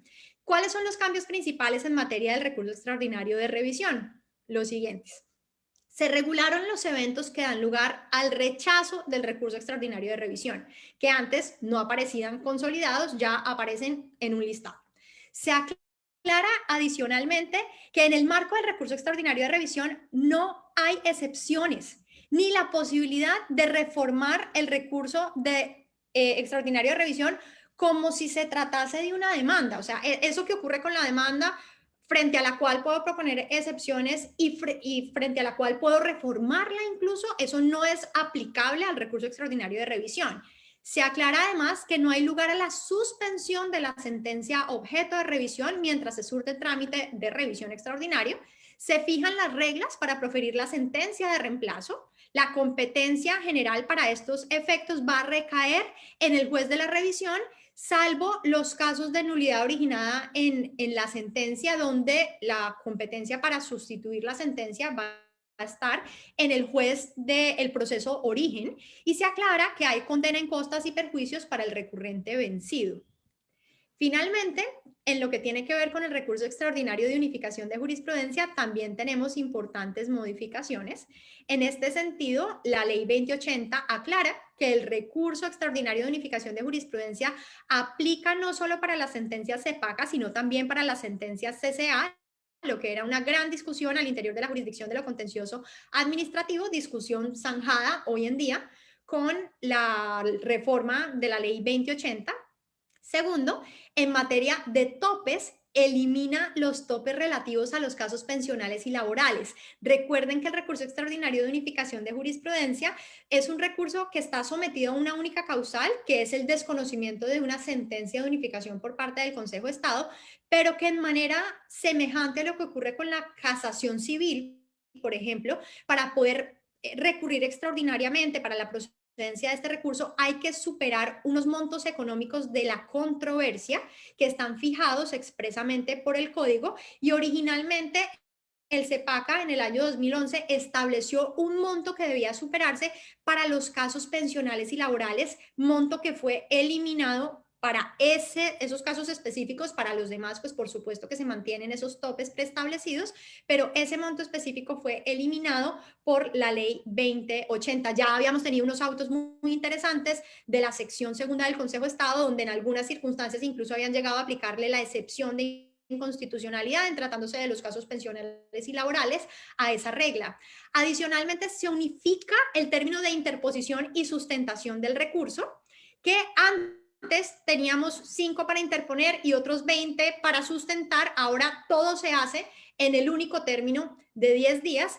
Y finalmente, pues hay que tener presente que este recurso, como aplica para las sentencias de única o segunda instancia proferidas por los tribunales administrativos, la variación de las reglas de competencia, de la que nos hablaba, por ejemplo, el doctor Juan al inicio de su intervención, pues va a afectar la procedencia del recurso, porque tengo que conjugar, por un lado, superar el tope, pero sin que superar el tope implique que la competencia deje de ser de única o de segunda instancia por parte de los tribunales administrativos, porque ya sí, ustedes saben, por ejemplo, que en materia de controversias contractuales, el límite de la competencia de juzgado primera instancia, segunda instancia, tribunal versus tribunal primera instancia, segunda instancia, Consejo de Estado, está en la cifra de 500 salarios mínimos, de forma tal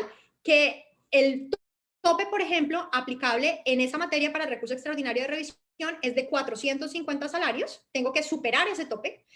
Las controversias inferiores a ese tope pues no serán pasibles del recurso porque no van a superar el tope, pero adicionalmente cuando son más de 500 tampoco van a ser pasibles del recurso, porque esas sentencias ya se proferirán por el tribunal, no en única instancia ni en segunda, sino en primera. Así que digamos que el subconjunto específico de casos para los cuales el recurso es procedente está muy delimitado, pero en el caso de la reparación directa, una de las importantes modificaciones es que el límite de la competencia en primera instancia y en segunda instancia pasó de 500 salarios a 1000, y con eso el subconjunto de casos específicos que pueden ser pasibles de este recurso extraordinario se amplía.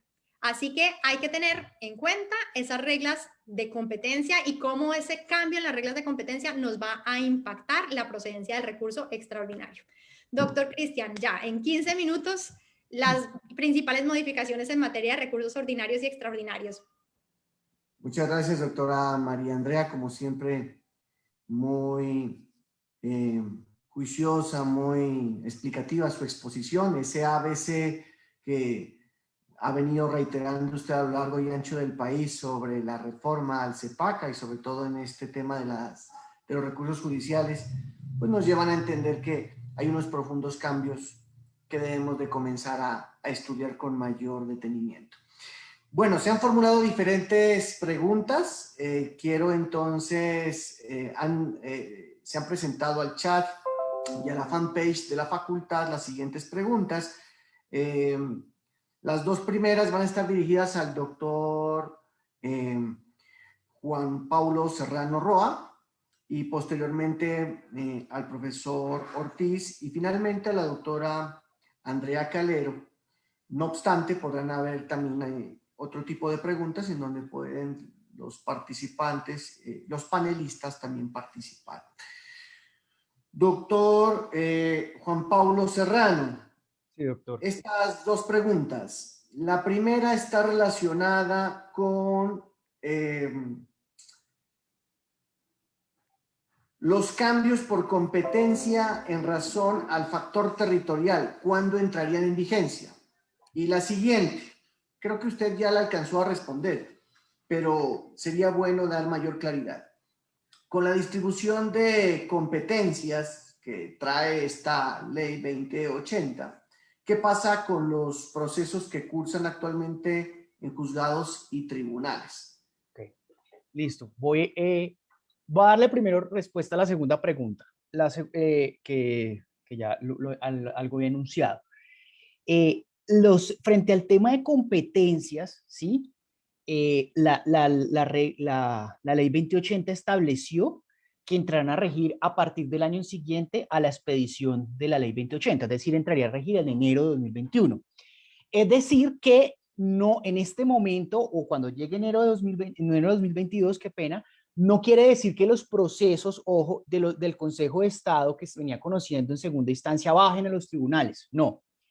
Esos procesos tienen que terminarse, ¿sí? Los va a terminar el Consejo de Estado, los va a terminar los tribunales, los que tengan y pues no tienen que bajarlos los juzgados, los terminan. ¿Por qué? Porque eso se hizo para efectos de evitar que vaya a haber una congestión judicial tanto en tribunales como en juzgados y obviamente un traumatismo en los procesos judiciales y para las partes del proceso.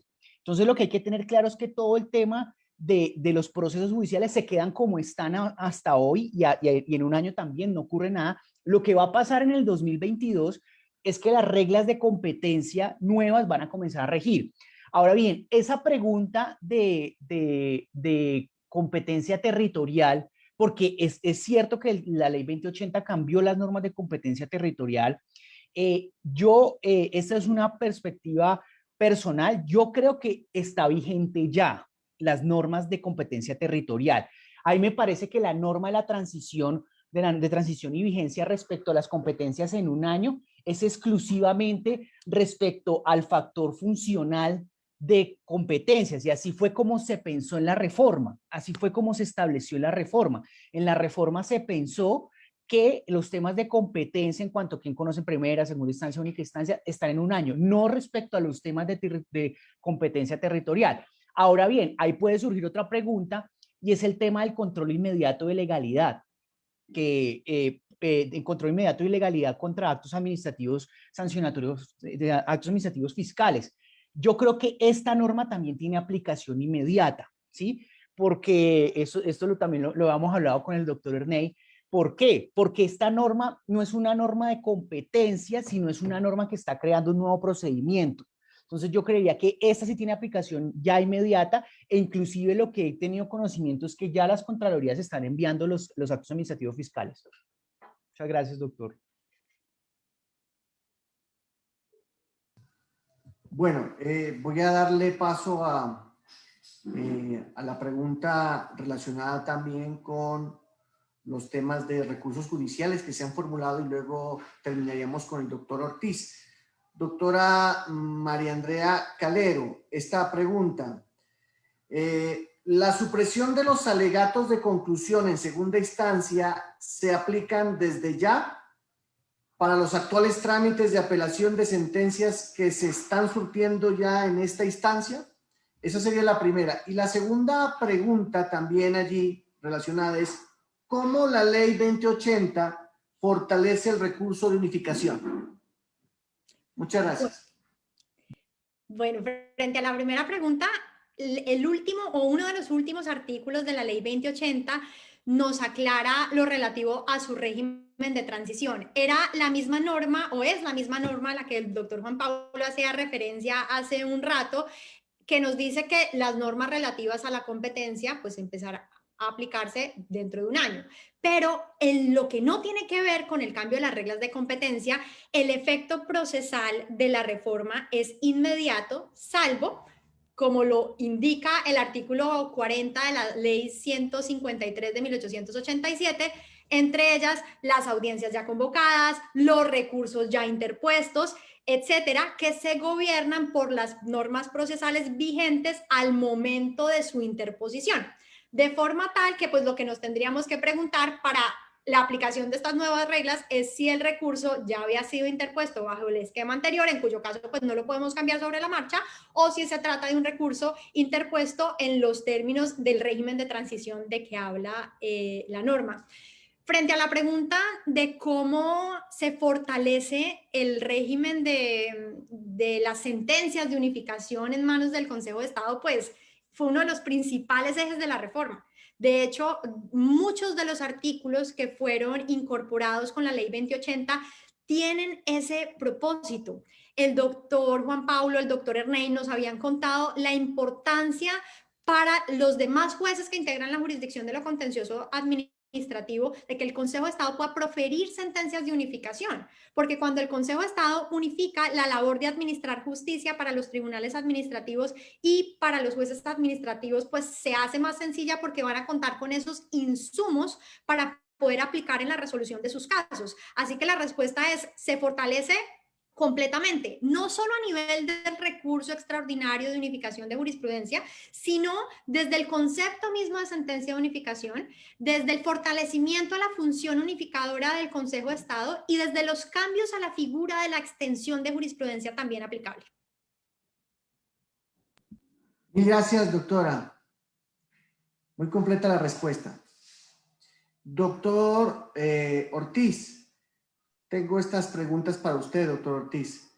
¿Se puede resolver excepciones previas en audiencia inicial donde por economía, celeridad, se tiene presupuestado dictar sentencia? Muchas gracias, doctor Cristian.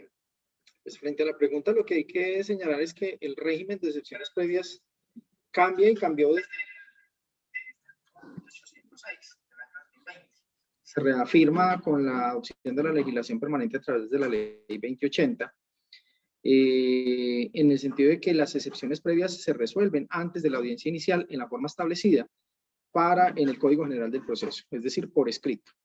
Solamente y excepcionalmente se deberán resolver excepciones previas dentro de la audiencia inicial cuando haya necesidad de practicar pruebas para resolver algunas excepciones previas. Será la única posibilidad de llevar una excepción previa a resolverla en la audiencia inicial.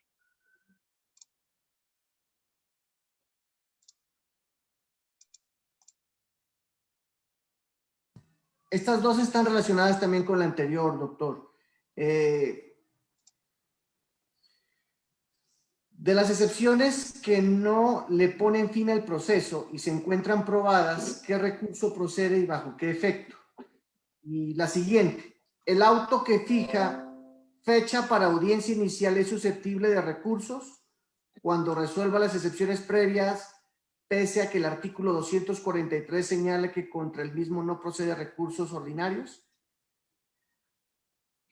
Bien, muchas gracias. Yo creo que aquí entro en el campo de la doctora María Andrea de su exposición frente a los recursos, pero igual también es un tema que lo hemos manejado y lo hemos conversado con ella y con el doctor Juan Pablo.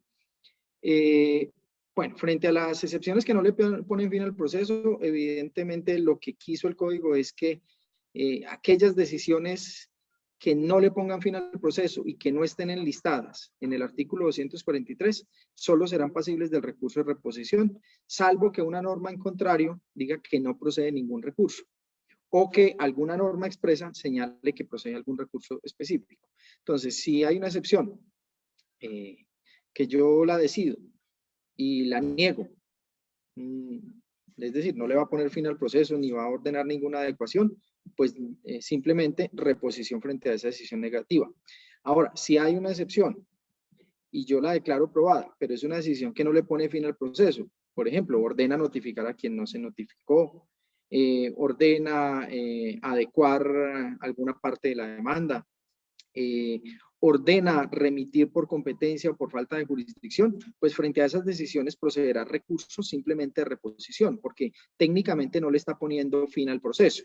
Si ya le pone fin al proceso por encontrar alguna de las circunstancias que el artículo 100 y 101 determinan que hay que ponerle fin al proceso, por ejemplo, el tema de la existencia de cláusula arbitral, entonces, o de cláusula compromisoria, entonces en ese caso se pone fin al proceso. Esa será susceptible de apelación conforme a la regla del 243. Lo que se quiso fue precisamente quitar esa posible antinomia que existía porque el 180 decía que cualquier decisión frente a excepciones tenía recurso de apelación, pero otros interpretaron que solamente las que le ponían fin al proceso conforme el 243. Lo que quiso la reforma es, si no se le pone fin al proceso, solo reposición, y si le pone fin al proceso, recurso de apelación o súplica en el...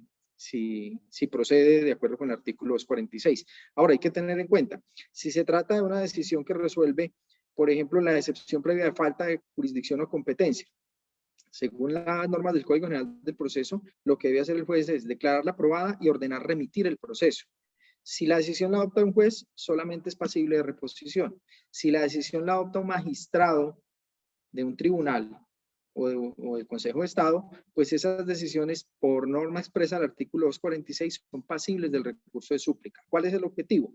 Que en las corporaciones la decisión sobre falta de competencia y falta de jurisdicción tenga posibilidad de ser revisada por los demás integrantes de la sala. Por esa razón se consagra en el artículo 246, numeral 3, si no estoy malo, numeral 1, que esa decisión es pasible del recurso de súplica en cualquier instancia cuando es dictada por magistrado oponente. Perdón, y me faltaba una pregunta, el auto que fija fecha para audiencia inicial. Bueno, si bien ese auto, por su naturaleza, no tiene recurso alguno desde la misma ley 1437 y se compiló en el artículo 243A, que eso era lo que se buscaba, compilar allí estas decisiones, pues lo cierto es que en el auto como tal se están tomando varias decisiones, no solamente fijando fecha para audiencia inicial, sino que se están resolviendo excepciones. Entonces procederá los recursos pertinentes frente a la decisión de excepciones, que si se está citando audiencias porque se negó o se declararon no aprobadas las excepciones, entonces procederá recurso de reposición frente a la decisión de negar las excepciones, pero frente a la decisión de fijar fecha para audiencia no será susceptible de recurso alguno. Si a raíz del recurso se repone la decisión, pues obviamente la decisión de fijar fecha quedará sin efecto, pero si no se repone la decisión, quedará en firme la fecha para la audiencia inicial. Mil gracias, doctor Ortiz. De esta manera, pues, concluimos este importante seminario de actualización de reforma al CEPACA. Se han tratado los importantes temas en líneas generales que ha tocado la reforma al CEPACA. Sabemos que tendrán nuevos seminarios y desde la Facultad de Derecho de la Universidad de Nariño, desde el CIESCO, estaremos adelantando este tipo de eventos académicos dirigidos a fortalecer las competencias y las habilidades de nuestros estudiantes y profesionales del derecho, quienes están en esa tarea continua de actualizarse en las novedades legislativas. Un cordial y atento saludo de agradecimiento al doctor Gerney Ortiz, al doctor Juan Pablo Serrano Roa, al doctor Esteban Jaramillo y a la doctora María Andrea Calero Tafur por su disposición como panelistas en este importante evento académico, el primer seminario de actualización de reforma al CEPACA, Ley 2080 del año 2021. Que tengan un feliz resto de día y mil gracias a todos, a todas que se conectaron en nuestra fanpage de la facultad en este evento académico. Mil gracias a ustedes, mis distinguidos panelistas. Un abrazo desde la Universidad de Nariño. Muchas gracias. Buen día para todos. Muchas gracias, Gracias. doctor, y Hasta gracias a pronto. todas las personas que están conectadas. Gracias, muy amables. Nos vemos luego.